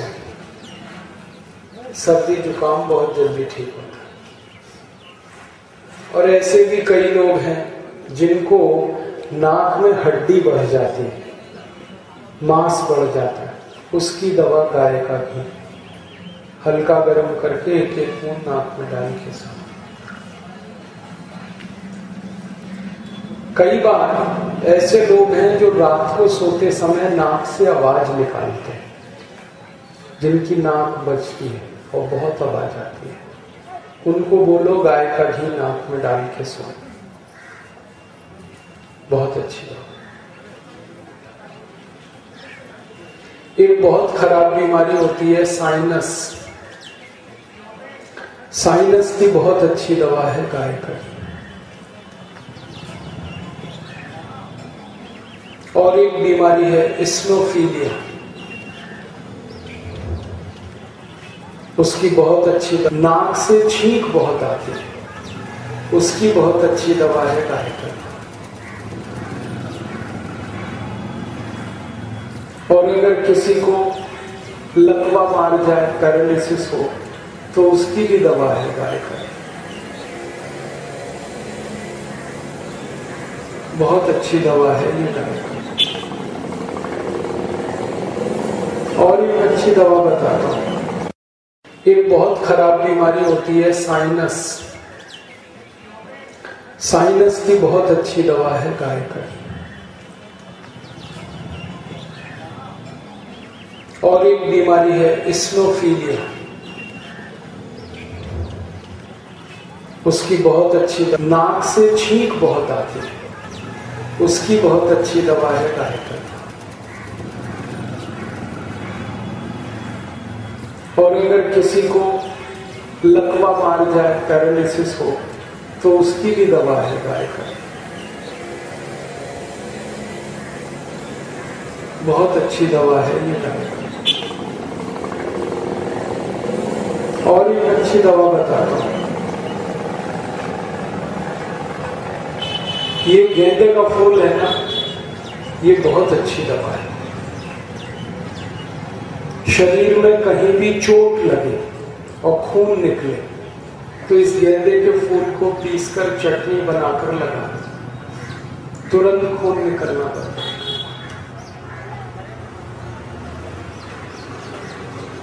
और अगर शरीर में कहीं घाव हो गया है चोट का, तो इस गेंदे के फूल को पीसो गोमूत्र में और चटनी लगा दो, घाव भर जाता है।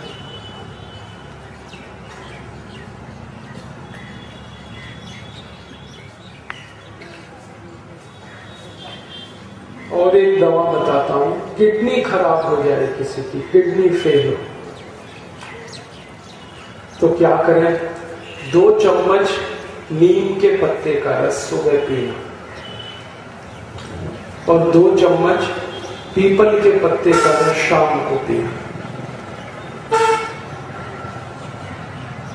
जब किडनी खराब हो।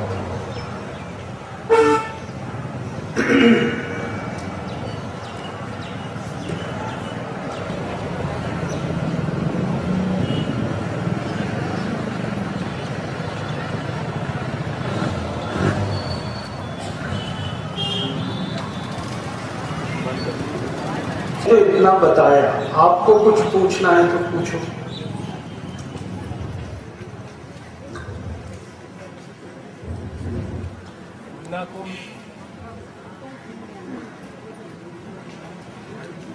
माइक दे दो।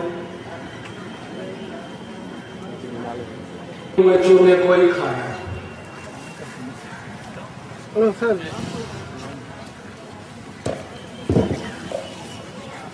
नमस्कार। इतनी सब आपने जो मानव को ठीक करने की दवाइयां बताई, हालांकि जिसने लिखा रफ में लिखा, जिसने सुना वो लिख नहीं पाया, हमारे सब नागरिकों के लिए लाभप्रद होगी। कितने ही की जितने की आज आप बता रहे हैं चर्चा। नमस्कार। और ये पुस्तक पतंजलि चिकित्सालय में मिलती। आप कभी भी जाएंगे पतंजलि चिकित्सालय में और उनसे कहेंगे कि हमको जड़ी बूटी रहस्य पुस्तक दे दो, वो दे देंगे। उसमें ये सब जानकारी है। मैंने बताया उससे भी ज्यादा है।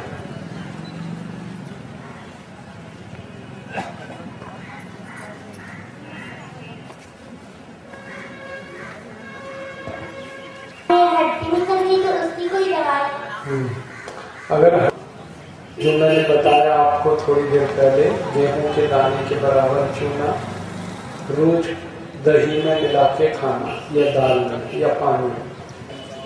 गांठ दो तरह की होती है।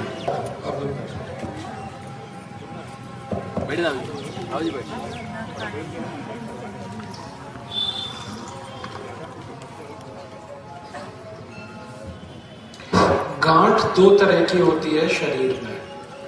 एक तो गांठ होती है जिसको बिनाइन ट्यूमर कहते हैं और दूसरी मैलिग्नेंट ट्यूमर। बिनाइन ट्यूमर माने जो कैंसर वाली गांठ है, तो उसके लिए गोमूत्र में हल्दी मिला के पिए। आधा कप गोमूत्र, आधा चम्मच हल्दी, ये दोनों मिलाएं और गर्म करके पिए।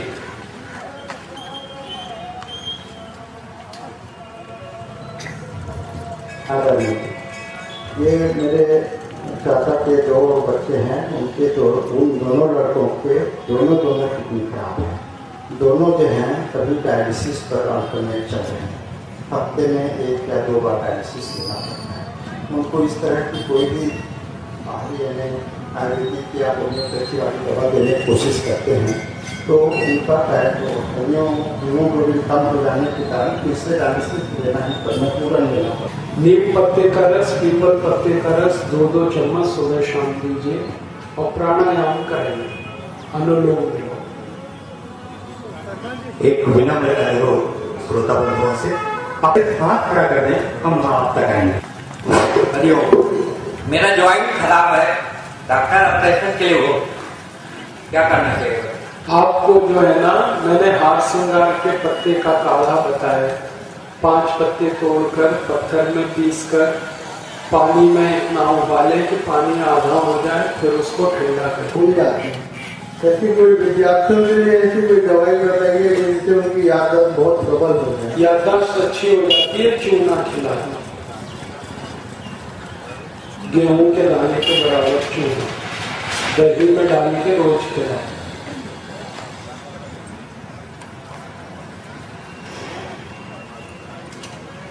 हमारी होती है ना, तो शीशम के पत्ते तोड़ो 5।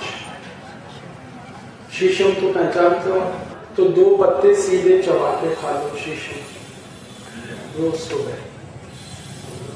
6 साल के बच्चे को सर मैं आपसे हूँ कि सर पाइल्स आजकल बहुत महामारी का फैल है, कृपया इसका भी निदान बता दीजिए।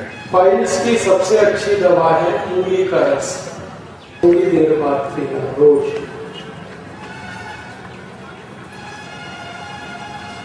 और सर मैं आपसे सिकल सेल के बारे में विस्तृत जानकारी देने आगे। सिकल सेल की सबसे अच्छी दवा है अनार का रस 1 कप।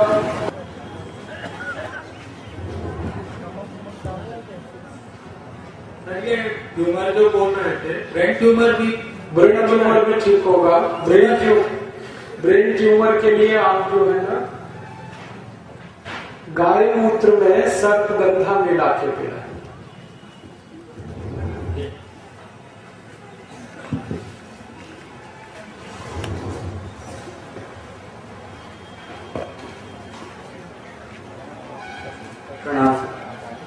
मिर्गी के लिए ऐसी कोई मिर्गी की सबसे अच्छी दवा रात को गाय का घी नाक में डाल के सो।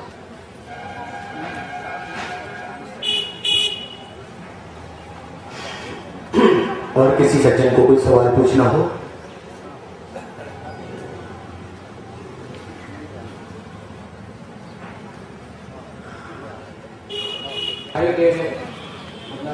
लकवा हो गया है, कोई सवाल बताया? मैंने बोला गाय का घी हल्का गर्म करके दोनों नाक में डाल। नाक में डाला सर। मेरी पत्नी का रजिस्टर में गांठ हो गया है, उनको बोलो चूना खाएं, गांठ कर जाएगी।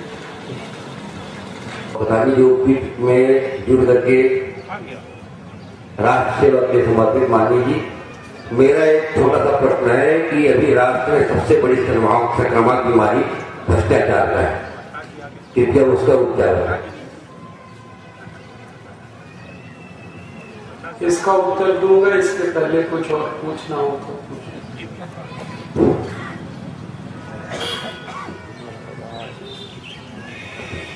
नमस्ते भैया।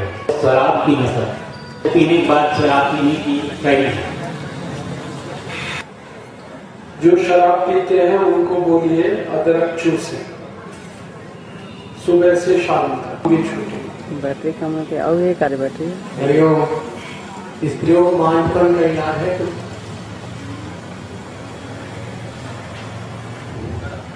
स्त्रियों को मानपन का इलाज तो इसके लिए मुझे उनकी रिपोर्ट्स देखनी पड़ेगी।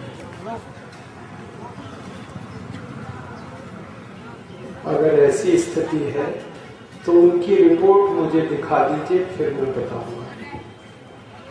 रास्तों में खड़े हुए सज्जन वृंदों से निवेदन है कि अपने वाहनों को किनारे करें ताकि आने जाने में कोई अवरोध मत हो। आप सभी से निवेदन है। मेरे हाथ में जो काला काला आप ऐसा करिए, अपने घर में दवा बनाए, ग्लिसरीन, गुलाब जल, नींबू का रस। ये ग्लिसरीन बाजार में मिलती है, गुलाब जल बाजार में मिलता है, नींबू तो है। इन तीनों को मिला लीजिए बराबर मात्रा और रात को सोते समय मालिश करके सोइए। लगातार आप 6-8 महीने ये करेंगे।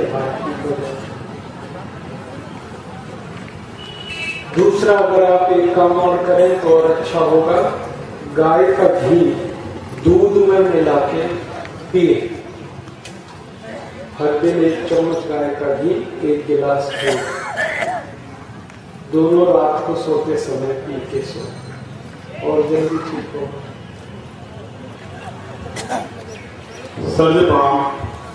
क्या पथरी के रोगियों को बिल्कुल चुनाव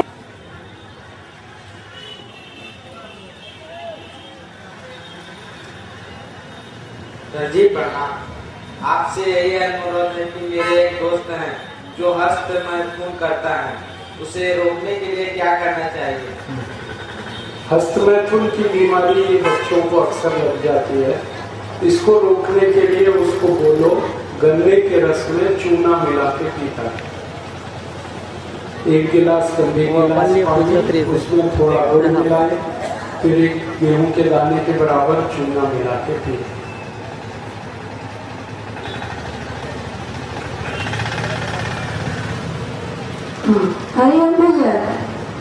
इसकी बीमारी के लिए, गैस्ट्रिक की बीमारी के लिए सबसे अच्छी दवा है अजवाइन। अजवाइन को तवे में भून दें और उसको खाने के बाद चबाते हैं।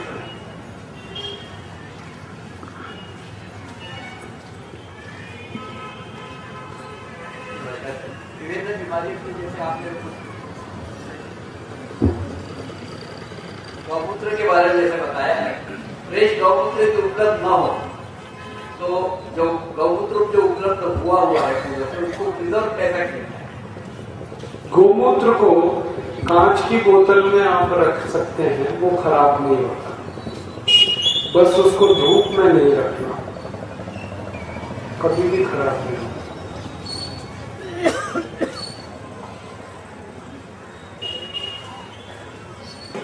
साल भर सर्दी रहता है और सुबह छींक बहुत ज्यादा आता है, फिर भी उसको डॉक्टरी इलाज दिखाने पर एलर्जी बताया। इसके लिए गाय का घी हल्का गर्म,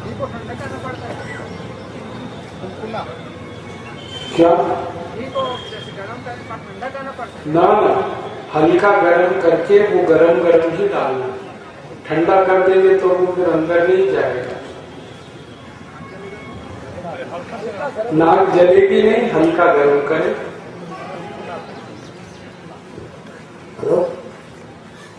श्वेत प्रदर के लिए कोई बताइए। श्वेत प्रदर के लिए बहुत अच्छी दवा है अशोक के पेड़ का पत्ता। अशोक का पेड़ आपने देखा, सुबह खाली पेट 1-1.5 महीना अगर आप पिलाएंगे तो श्वेत प्रदर ठीक हो। सर हमारे कमर में बहुत दर्द रहता है दिन रात, आप रोज चूना खाइए, थोड़ा सा चूना पान में सर खत्म हो जाए। चूना जो है ना खाली पानी में लगा के खाइए तो बहुत लाभ करेगा।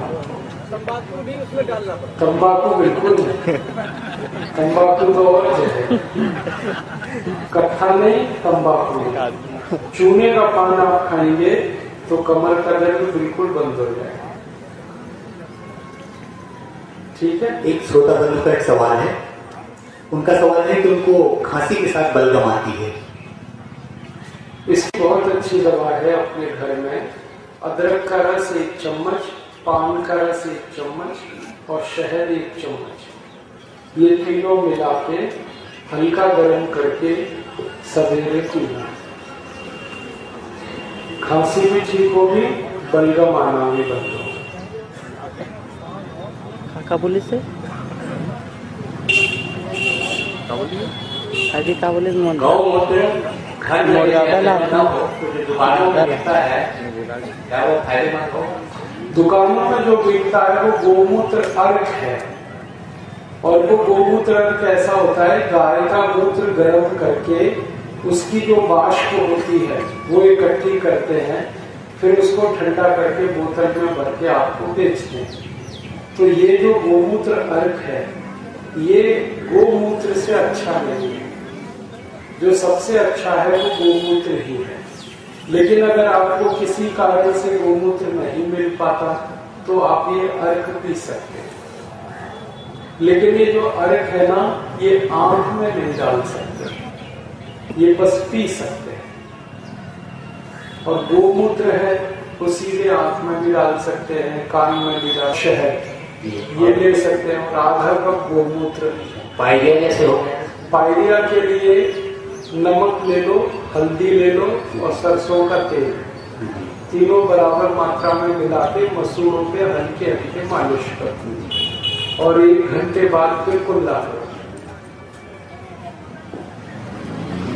4 महीने के बच्चे हैं लेकिन उसको थोड़ा सा सर्दी लगता है तो अस्पताल में एडमिट करना पड़ जाता है, उसके लिए आप उस बच्चे को तो कुछ मत करो, उसकी माँ को कहो कि वो रोज चूना खाए। माँ, बच्चा दूध पीता है माँ का जी, तो माँ को कहो कि वो चूना खाए दही में, तो फिर वो बच्चे को मिल जाएगा। भ्रांति को थोड़ा सा दूर करें। देखिए गोमूत्र जो गाय के शरीर में 2 फिल्टर लगे हुए हैं, उसको हम किडनी कहते हैं, तो वो दोनों फिल्टर से गुजर के ही वो मूत्र आता है। तो शरीर से जो मूत्र आता है वो सीधे भी आप पी सकते हैं, लेकिन कई लोगों के मन में वहम रहता है तो उसको कपड़े से छान लीजिए। तो आप चाहें तो छान लीजिए और ना चाहें श्रोता बंधुओं को तो सवाल पूछना हो बहनों ने बहुत कम, तो बेझिझक अपना सवाल रख सकेंगे। बहनों ने बहुत कम पूछे सवाल। बहनों में से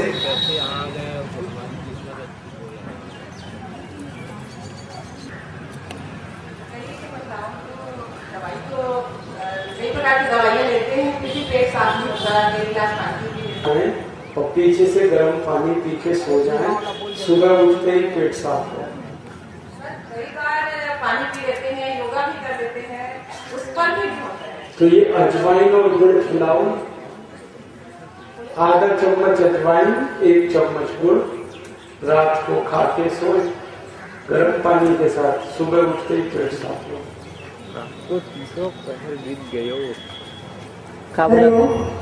ये जितने दवा बता रहे हैं सर, उनको भी करते रहिए और प्राणायाम योग करने से ही सब लोग का इलाज होगा। आप सब सुन रहे हैं, सब आते ही शुरू कर देंगे, जो नहीं करने वाले होंगे वो भी कर देंगे। सर बताइए, मेरे साथ योगा भी हो रहा है, बाकी जो मेरे पेट संबंधी बीमारी है वो ठीक नहीं हो पा रहा है और रोज थोड़ी अजवाइन खाया करो। अजवाइन को तवे में भून के शीशी में भर के रखो और भोजन के बाद आधा चम्मच अजवाइन थोड़ा काला नमक मिला के खाया करो। तो ये आदत आप डाल दोगे तो फिर ज्यादा पानी पीने की जरूरत नहीं पड़ेगी। दवा की बहुत अच्छी दवा है। गाय का मूत्र और बीने का पत्ता गोमूत्र में पीस उसकी चटनी लगा, ये बहुत अच्छी दवा। दूसरी एक दवा है सड़ा हुआ केला। केला जब सड़ जाता है, काला काला हो जाता है, उसको लगा, उससे भी सोराइसिस ठीक है। सर क्या है, मेरी पत्नी को पाकिस्तान में गांठ हो गया है तो उसको कचनार दूध का नहीं, क्या नाम है? चमन, चमन नाम। सबसे पहले हम ही लोग दिन तो दिए, लेकिन पेशेंट को साल में खाएंगे नुकसान भी करेगा। ये जो शहद होता है, बस माताओं ने नहीं पूछा, एक सवाल मैं इंतजार कर रहा था, आप पूछते तो अच्छा मैं खुद ही बता देता। जब माताओं को मासिक धर्म में दर्द बहुत होता है, सभी बहनों को बहुत दर्द होता है मासिक के समय में 2-3 दिन, उसकी सबसे अच्छी दवा है गाय का घी। आधा गिलास खौलता हुआ पानी और उसमें 1 चम्मच गाय का घी मिला। ये माताएं सबको बताएं, क्योंकि बहुत तकलीफ होती है, दर्द इतना होता है कि बहुत सारी माताएं बहनें तड़पती रहती हैं और वो जल्दी किसी दवा से बंद नहीं होता कर, वो गाय के घी से ही बंद होता है। खौलता हुआ पानी आधा गिलास उसमें। और उनको हमेशा सर्दी और जुकाम हो जाती है, उन्हें क्या करना चाहिए? अगर वो छेद उनको जन्म लेने के बाद हुआ है या जन्म से है, ये मुझे बता दीजिए। उसका डायग्नोसिस अभी हुआ है? नहीं, वो डायग्नोसिस में डॉक्टर ने का है या बात का है, हाँ, ये लिखा होगा उसमें, जरूर रिपोर्ट में लिखा होगा कि वो बाई बर्थ है और या बाद में हुआ। अगर वो बाद में हुआ है तो उसके लिए दवा बहुत आसान है, जिसको मैंने बताया चूना खाएं दही में रोज, तो फिर उसके लिए घर में इलाज नहीं। अभी वो कैसे चालू करते पिलाना? उसके लिए कोई गंभीर इलाज करना चालू। अच्छा, नीचे बटन दबा ले, जूम ऐसे बात खींचते फोटो। एक 3 वर्ष की बच्ची है, उसको मस्कुलर डिस्ट्रॉफी है। मस्कुलर डिस्ट्रॉफी के बच्चों को आप मेरे वहाँ हरिद्वार भेज दीजिए, वो घर में ठीक नहीं हो, 6 साल लगेगा, धीरे धीरे ठीक होगी, तो उसको आप वहाँ हरिद्वार भेजिए तो अच्छा है। धन्यवाद।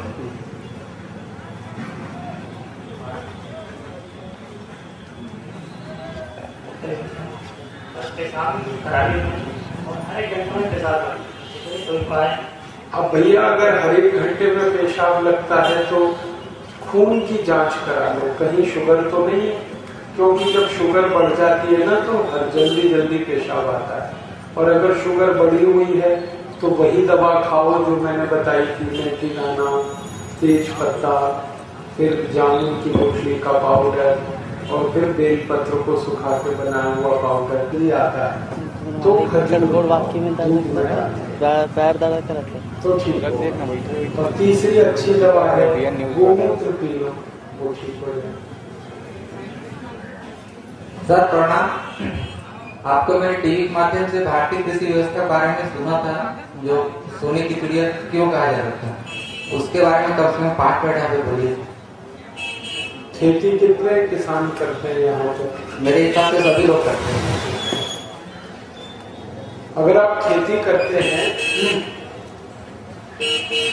तो उस विषय पर मैंने 3 घंटे का एक व्याख्यान दिया था थोड़े दिन पहले। उसको पूरा तो नहीं सुना सकता, समय की कमी है, लेकिन उसमें जो जरूरी बात है वो बताना चाहता हूँ कि हम खेती करते हैं तो अच्छा उत्पादन लेने के लिए और हमारी खेती की मिट्टी को अच्छा बनाने के लिए हम यूरिया डीएपी ना डालें। ये जो यूरिया डीएपी होता है ये खेत की मिट्टी को खराब करता है और धीरे धीरे मिट्टी इतनी खराब हो जाती है कि उसमें कुछ भी पैदावार नहीं होती। भारत में पंजाब, हरियाणा, आंध्र प्रदेश, तमिलनाडु जैसे 17 राज्यों में लाखों एकड़ खेत बर्बाद हो गए यूरिया के कारण, डीएपी के कारण। तो मैंने उस व्याख्यान में ये बोला था कि हम यूरिया डीएपी ना डालें और खेत में फिर क्या डालें, यूरिया डीएपी तो ना डालें, उसके स्थान पर एक खाद बनाकर आप अपने खेत में डालें। तो वो खाद बनाने का मैंने फॉर्मूला एक बताया था, वो आप चाहें तो लिख सकते हैं। 15 किलो गोबर गाय का या तो बैल का या तो भैंस का और 15 लीटर मूत्र गाय का, बैल का या तो भैंस का, दोनों मिलाएं, एक प्लास्टिक के ड्रम में रखें और इसमें 1 किलो गुड़ मिलाएं, गुड़, और 1 किलो चने की दाल का आटा मिलाएं, बेसन, और 1 किलो पुराने पेड़ के नीचे से खोदी हुई मिट्टी मिलाएं। 15 किलो गोबर, 15 लीटर ड्रम में रखें 15 दिन के लिए। 15 दिन में ये खाद तैयार हो जाती है। 15 दिन बाद इसमें 150 से 200 लीटर पानी मिला और ये है तो पानी के साथ उसको मिला दें, पानी के साथ वो खेत में चला जाए और इस तरह से हर 15 दिन में 1 दिन आपको ये खाद देना है। अब 3 महीने की फसल में 6 बार दे दो, 4 महीने की फसल में 8 बार दे दो, इस तरह से आप खाद लगाओ तो यूरिया डीएपी का खर्चा बचेगा और पैदावार बहुत अच्छी आएगी। गेहूं की फसल में, धान की फसल में, सभी तरह की फसल में आप इसका उपयोग कर सकते हैं। सब्जियों की फसल में भी ये काम आती है। तो ये मैंने एक फॉर्मूला बताया था जब टीवी पे व्याख्यान दिया। और एक दूसरा है कि अगर कीड़े लग जाए आपकी फसल पर तो कीड़े मारने की दवा आप अपने घर में ही बनाओ। वो कैसे बनेगी? 20 लीटर मूत्र ले लो, गाय का, बैल का, भैंस का, और इसमें 2-2.5 किलो नीम के पत्ते पीस के डाल दो और 2-2.5 पत्र के पत्ते पीस के डाल दो, 2-2.5 किलो सीताफल के पत्ते पीस के डाल दो, आधा किलो तंबाकू पीस के डाल दो, आधा किलो लहसुन पीस के डाल दो, आधा किलो तीखी मिर्च पीस के डाल दो। ये सब पीस के 20 लीटर मूत्र में गर्म करो और इतना गर्म करो कि खूब उसमें उबाल आ जाए, फिर ठंडा कर लो। फिर जितने पत्ते डाले थे उनको अच्छे से निचोड़ दो तो ये दवा तैयार हो गई। अब इसमें 200 लीटर पानी मिलाकर इस दवा को छिड़क दो तो सब कीड़े 2 दिन के अंदर खत्म हो जाए। हर एक फसल पे आप इसे डाल सकते हैं। तो खाद बनाने का और कीटनाशक बनाने का, ये दोनों काम हर किसान घर में ही करें तो देश का कम से कम 5 लाख करोड़ रुपए हम बचा सकते। ये बात मैंने बताई थी टेलीविजन चैनल पर। वैसे इसमें और भी बहुत सारी बात हैं, लेकिन मुख्य बात ये 2 है। अब आगे चले, एक आखिरी प्रश्न है आपका भ्रष्टाचार वाला। हमारे भारत में भ्रष्टाचार बहुत है, ये बात बिल्कुल सही है। हमारे भारत देश के भ्रष्टाचार के बारे में सारी दुनिया के देश ये कहते हैं कि भारत सबसे ज्यादा भ्रष्ट देश है। दुनिया में इस समय 200 देश हैं, 200, उनमें सबसे भ्रष्ट देशों में भारत तीसरे नंबर पर। सबसे पहला नंबर का भ्रष्ट देश है पाकिस्तान, सबसे ज्यादा दूसरे नंबर का भ्रष्ट देश है बांग्लादेश, और तीसरे नंबर का सबसे ज्यादा भ्रष्ट देश है भारत। और अगर ध्यान से देखोगे तो भारत, पाकिस्तान, बांग्लादेश ये एक ही परिवार है। ये तो 1947 में कुछ नेताओं की मूर्खता से बंटवारा हो गया, वरना तो ये एक ही। तो हमारे देश में बहुत भ्रष्टाचार, और भ्रष्टाचार में इतना भारत का धन बर्बाद होता है कि भारत सरकार के आंकड़े बताते हैं। हमारे यहाँ जब राजीव गांधी प्रधानमंत्री बने थे तो वो ये कहा करते थे कि जब किसी गरीब आदमी के लिए दिल्ली से 1 रुपया भेजा जाता है तो गरीब आदमी के पास 15 पैसा ही पहुंचता है। 85 पैसा बीच में ही भ्रष्टाचार में, रिश्वतखोरी में डूब जाता है।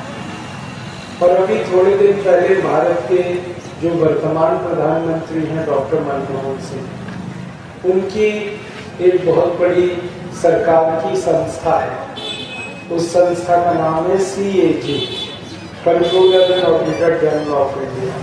उनका कहना है कि राजीव गांधी के जमाने में तो 1 रुपए से 15 पैसा पहुंचता था गरीबों तक, अब तो 1 रुपए में से 10 पैसा भी नहीं पहुंच पाता, 90 पैसा लूट लिया है।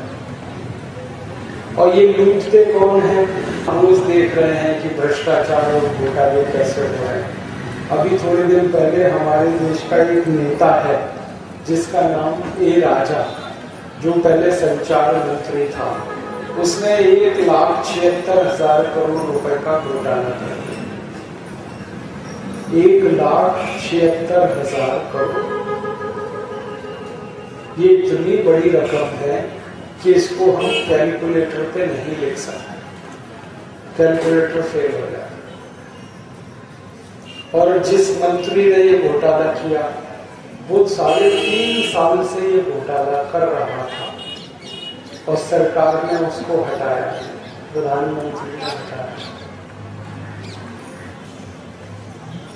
ऐसा ही एक बड़ा घोटाला हुआ थोड़े दिन पहले, कॉमनवेल्थ खेल घोटाला, उसमें 77,000 करोड़ रुपए का घोटाला।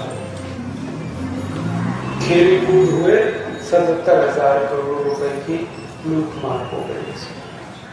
थोड़े दिन पहले आदर्श हाउसिंग सोसाइटी घोटाला हो जाए, ऐसे रोज होते हैं घोटाले। आजादी जब से मिली 340 लाख करोड़। आप बोलोगे ये पैसा कहाँ चला गया? ये सारा पैसा भ्रष्ट नेताओं और अधिकारियों ने विदेशी बैंकों में ले जाके जमा कर दिया। दुनिया में एक छोटा सा देश है, उसका नाम है स्विट्जरलैंड। उस टाइम जैसे 70 और भी छोटे छोटे देश हैं, वहां पर करीब 60 लाख करोड़ रुपए जमा। तो कुल मिलाकर 340 लाख करोड़ हमारा धन नेताओं ने लूटकर विदेशों में जमा कर दिया। और ये धन आपका है, आपने जो पैसा टैक्स में दिया था सरकार को, नेताओं ने उसी में से ये घोटाला किया। तो अब क्या किया जाए? तो हमने भारत स्वाभिमान की तरफ से एक संकल्प लिया है कि भारत के नेताओं ने ये जो 340 लाख करोड़ रुपए लूटा है जाएगा, इसको वापस लाने के लिए हमने सुप्रीम कोर्ट में एक मुकदमा किया है भारत सरकार के खिलाफ। और उस मुकदमे में हमने सुप्रीम कोर्ट से ये अपील की है कि जितना पैसा नेताओं ने लूटकर विदेशों में जमा कर लिया है, इस पूरे पैसे को भारत की राष्ट्रीय संपत्ति घोषित किया जाए और इस पैसे को वापस लाया जाए। अच्छी बात ये हुई है कि सुप्रीम कोर्ट ने हमारे इस मुकदमे को स्वीकार कर लिया। और इस मुकदमे में जो बहस कर रहे हैं हमारे बहुत मशहूर वकील हैं, उनका नाम है श्री राम जेठमलानी। वो बहस कर रहे हैं। अभी सुप्रीम कोर्ट ने इस मुकदमे में सरकार को ये कहा है कि जल्दी से भारत सरकार पता लगाए किसका कितना पैसा कहाँ जाना है। तो सरकार ने इस काम के लिए 70 देशों में अपने अधिकारी भेजे हैं और उन अधिकारियों की मदद से जांच हो रही है और थोड़े दिन में ये जांच पूरी होगी। तब सुप्रीम कोर्ट में हम ये अपील करेंगे कि इस पूरे धन को भारत 340 लाख करोड़ रुपए वापस आ जाए। हमारा और एक संकल्प है कि अगर किसी कारण ये सुप्रीम कोर्ट में बात ना बने तो भारत की संसद में फिर ये मामला उठाया जाए और भारत की संसद में इसके लिए प्रस्ताव पास कराया जाए जो इस पैसे को राष्ट्र की संपत्ति बनाए। उस प्रस्ताव को 2 या 3 सांसद संसद में प्रस्तुत कर दें, बाकी सब सांसद उस पर बहस करें। तो बहस के समय हम ये देखेंगे कि कौन कौन इसका विरोध कर रहा है। जो सांसद इसका विरोध करेंगे, पक्की बात है कि बेईमान वही हैं, पैसे उन्हीं के हैं, खाते उन्हीं के। तो भारत को पता चलेगा बेईमान सांसद कौन कौन। अब संसद में 2 ही बात होगी, अगर बेईमान सांसद ज्यादा हुए तो ये प्रस्ताव गिर जाएगा और ईमानदार सांसद ज्यादा हुए तो प्रस्ताव पास हो जाएगा। प्रस्ताव अगर पास हुआ तो कानून बनेगा, कानून बनेगा तो ये सारे पैसे वापस आ जाएंगे, 340 लाख करोड़। और अगर प्रस्ताव संसद में गिर गया तो क्या करेंगे हम? तो हमने एक संकल्प लिया है कि सन 2014 में लोकसभा का चुनाव आएगा। उस चुनाव में सारे देश में से 400 ईमानदार सांसदों को हम जिता कर लाएंगे और फिर दोबारा ये प्रस्ताव पास करेंगे। आप पूछोगे क्या हमारे 400 सांसद जीत के आएंगे? हाँ, आराम से जीत के आएंगे, क्योंकि इस काम को करने के लिए एक सन्यासी ने संकल्प लिया है और सन्यासी का संकल्प अधूरा नहीं रहता। और अच्छी बात यह है कि परम पूज्य स्वामी रामदेव जी ने जो ये संकल्प लिया है, इसको पूरा करने के लिए 70 और भी बड़े बड़े संतों ने अपना समर्थन और आशीर्वाद दिया। एक बहुत बड़े संत हैं परम पूज्य स्वामी सत्यमित्रानंद गिरी। एक बहुत बड़े संत हैं परम पूज्य स्वामी अवधेशानंद गिरी। एक बहुत बड़े संत हैं परम पूजनीय स्वामी गोविंद देव गिरी। एक बहुत बड़े संत हैं परम पूजनीय जयेंद्र सरस्वती। एक हैं बहुत बड़े संत परम पूजनीय मुरारी बापू। फिर एक हैं परम पूजनीय सुधांशु महाराज। ऐसे 70 संतों ने संकल्प लिया है कि 2014 के चुनाव में वो एक एक लोकसभा क्षेत्र में घूमेंगे और 400 सांसदों को जिता के लाएंगे। मैंने एक दिन इन सभी संतों के भक्तों की संख्या कितनी है उसको जोड़ा, तो पूरे भारत में इन संतों के जो कुल भक्त हैं वो इकट्ठे होकर अगर वोट डाल दें तो 514 सांसद जीत के आ गए।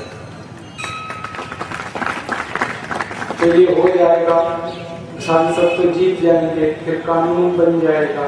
कानून बनेगा तो 340 लाख करोड़ वापस आ जाएंगे।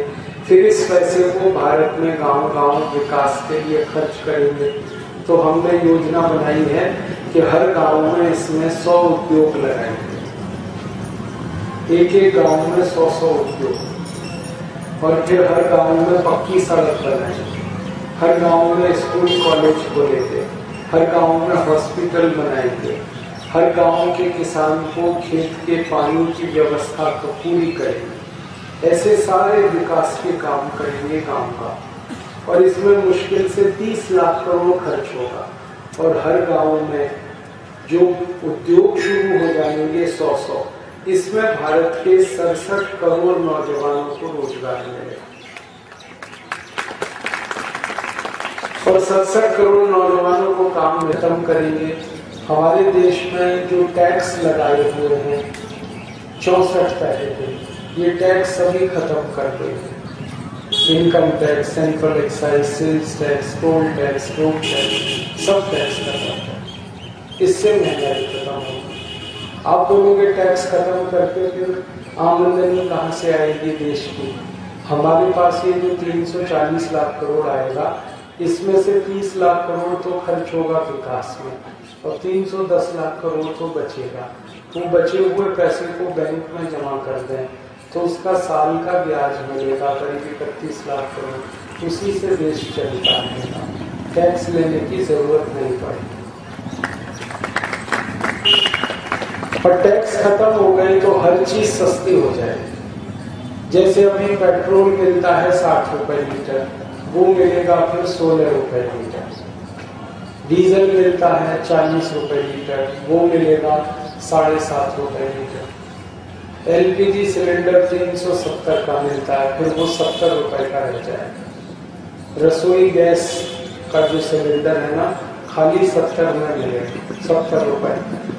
अभी केरोसिन तेल खरीदे 20 रुपए लीटर, फिर वो मिलेगा 3 रुपए लीटर।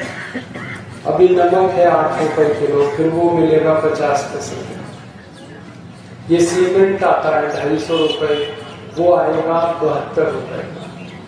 लोहा है 50 रुपए किलो, वो आएगा 12 रुपए किलो। अभी आप अपना घर बनाओ तो 10 लाख में बनता है, टैक्स खत्म होने के बाद ये घर 3 लाख में बनेगा। हमारे बच्चे आईआईटी में पढ़ाई करें इंजीनियरिंग का 5 लाख रुपए खर्च होता है, टैक्स खत्म होने के बाद वो 70,000 में पढ़ाई कर पाएंगे। अभी भी MBBS MD कराने में 40 लाख खर्च होता है, टैक्स खत्म होने के बाद वो 4 लाख में हो जाए।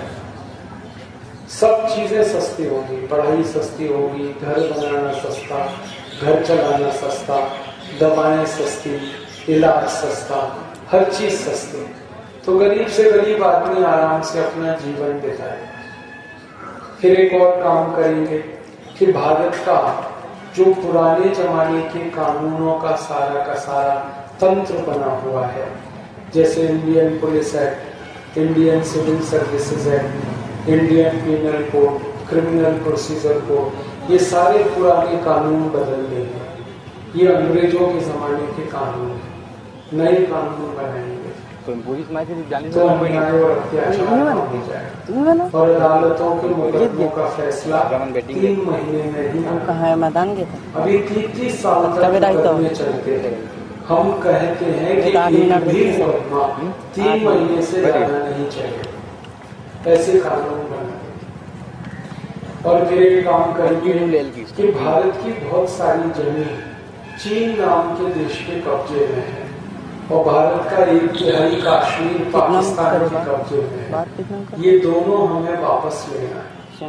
हमारा कैलाश मानसरोवर जो तीर्थ स्थान है, ये भी वापस लेना है। और हमारे पाकिस्तान, हमारा जो कश्मीर का हिस्सा पाकिस्तान के ये भी वापस लेना। और इसके लिए संयुक्त राष्ट्र महासंघ में एक प्रस्ताव 70 वोट की जरूरत पड़ेगी और वो 70 वोट हम दुनिया के देशों से दोस्त बना के आसानी से ले लेंगे, हमारी जमीन वापस लेंगे। फिर पाकिस्तान में जो आतंकवादियों को ट्रेनिंग देने की, प्रेम और मोहब्बत की भाषा समझ में आती है और सारी दुनिया में अब ये बात सिद्ध हो गई है कि आतंकवाद पाकिस्तान से पैदा हो, तो दुनिया के देश भी तैयार हैं अब इसको खत्म करने के।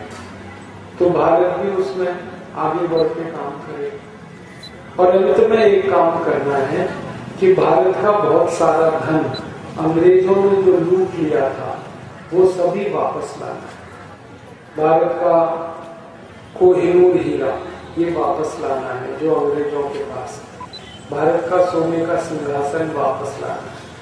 भारत देश का बहुत अधिक सोना चांदी अंग्रेजों ने लूट लिया, ये भी वापस लाना। आप बोलेंगे ये कैसे आएगा?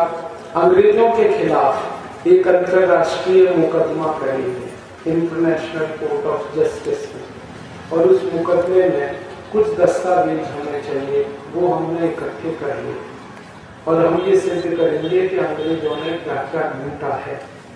और वो अगर हम सिद्ध कर पाए कि अंग्रेजों ने ये कुछ लूटा तो ये सब वापस आ जाए। एक अंग्रेज था, उसका नाम था रॉबर्ट क्लाइव। वो भारत से पानी के 900 जहाज भर के सोना लूट ले गए। वो सारा सोना आज अगर हम वापस ले आए तो वो 450 लाख करोड़ रुपए का। और ये सोना जिस दिन वापस आएगा उसी दिन भारत सोने की चिड़िया नहीं सोने का शेर बन जाएगा। और ये सोना वापस आते ही 2 क्रांति होगी। पहली क्रांति ये होगी कि भारत का रुपया जो अमेरिका के डॉलर से कमजोर है वो ज्यादा ताकतवर हो जाए। अभी $1 में 45 रुपए है, फिर $1 में $5 हो जाए। फिर भारत का निर्यात जो अभी 8 लाख करोड़ का है वो 400 लाख करोड़ का हो जाए। और फिर भारतवासी जो अमेरिका भाग गए थे वापस लौट आएंगे क्योंकि रुपया मजबूत है, डॉलर कमजोर है, तो वो वापस आएंगे। और भारतवासी अगर वापस आए अमेरिका से तो उनकी बुद्धि, उनकी अकल, उनका ज्ञान वो भी वापस आएगा। पहले ब्रेन ड्रेन हुआ, ब्रेन गेन हुआ। और ये भारतवासी नई नई संस्थाएं बनाएंगे, नई नई टेक्नोलॉजी, नई नई मशीनें बनाएंगे तो भारत तो फिर सबसे आगे निकल जाए। चीन और अमेरिका भी हमसे पीछे रहे तो भारत दुनिया का जगत गुरु बनेगा, विश्व गुरु बनेगा, सोने का शेर बनेगा, सर्वश्रेष्ठ देश बनेगा, गरीबी, भूखमरी, बेरोजगारी से मुक्त होगा। ऐसा भारत हम बनाए। और इसी के लिए हमने ये भारत स्वाभिमान का आंदोलन शुरू किया। आप इसमें थोड़ी हमारी मदद करिए। तो आप क्या मदद कर सकते हैं? इस भारत स्वाभिमान आंदोलन में आप जुड़ जाइए, इसके आप सदस्य बन जाइए। हर व्यक्ति 11 रुपए देकर इसमें जुड़ सकता है और सदस्य बन सकता है। हमें भारत में 15 से 20 करोड़ सदस्य बनाने, तो आप भी इसमें जुड़ जाइए। और ये जो दुर्ग जिला है, दुर्ग जिले में हमें 15 से 20 लाख सदस्य बनाए, तो आप सब एक मिलकर इसमें मदद करें और हर व्यक्ति सदस्य बने और दूसरों को कहे वो भी बने और वो दूसरों को कहे। इस तरह से हमारा ये काम चले। और इसी कार्य को करने के लिए जनवरी के महीने में परम पूजनीय स्वामी जी दुर्ग जिले में आ रहे हैं। 31 जनवरी को उनका कार्यक्रम यहाँ होने वाला है। आप सबसे मेरी प्रार्थना है कि आप परम पूजनीय स्वामी जी के 31 जनवरी के कार्यक्रम में हजारों की संख्या में शामिल हों और उनके सामने संकल्प करें भारत स्वाभिमान का सदस्य बनने के लिए। तो यही निवेदन मैं आपसे करना चाहता हूँ कि भारत का भ्रष्टाचार मिटाना है।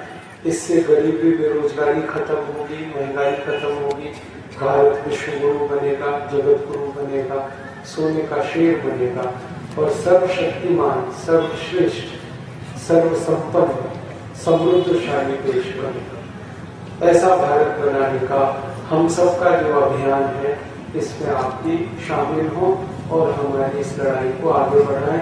परम पूजनीय स्वामी रामदेव जी ने यह अभियान शुरू किया है 30 को।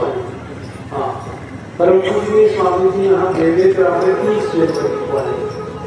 माफ करिएगा, मैं 31 जनवरी को गया, 30 जनवरी को आए। तो आप सब उनके योग प्राणायाम के कार्यक्रम में शामिल रहें, ये मेरी अपील है आपसे। और इस लड़ाई को जो शुरू किया है परम पूजनीय स्वामी जी ने, इसमें हम सब सहयोगी बने, सैनिक बने और इसको पूरा करें, यही भावना है। आपका मैं बहुत धन्यवाद देता हूँ। आपने इतनी देर ये सब सुना और आप ये सब बातें दूसरों को कहेंगे तो और भी आपका आभारी रहूंगा। हमारे जितने योग शिक्षक हैं सबको हमने रसीद दे रखी है। आप मेंबर बनना चाहें तो हमारे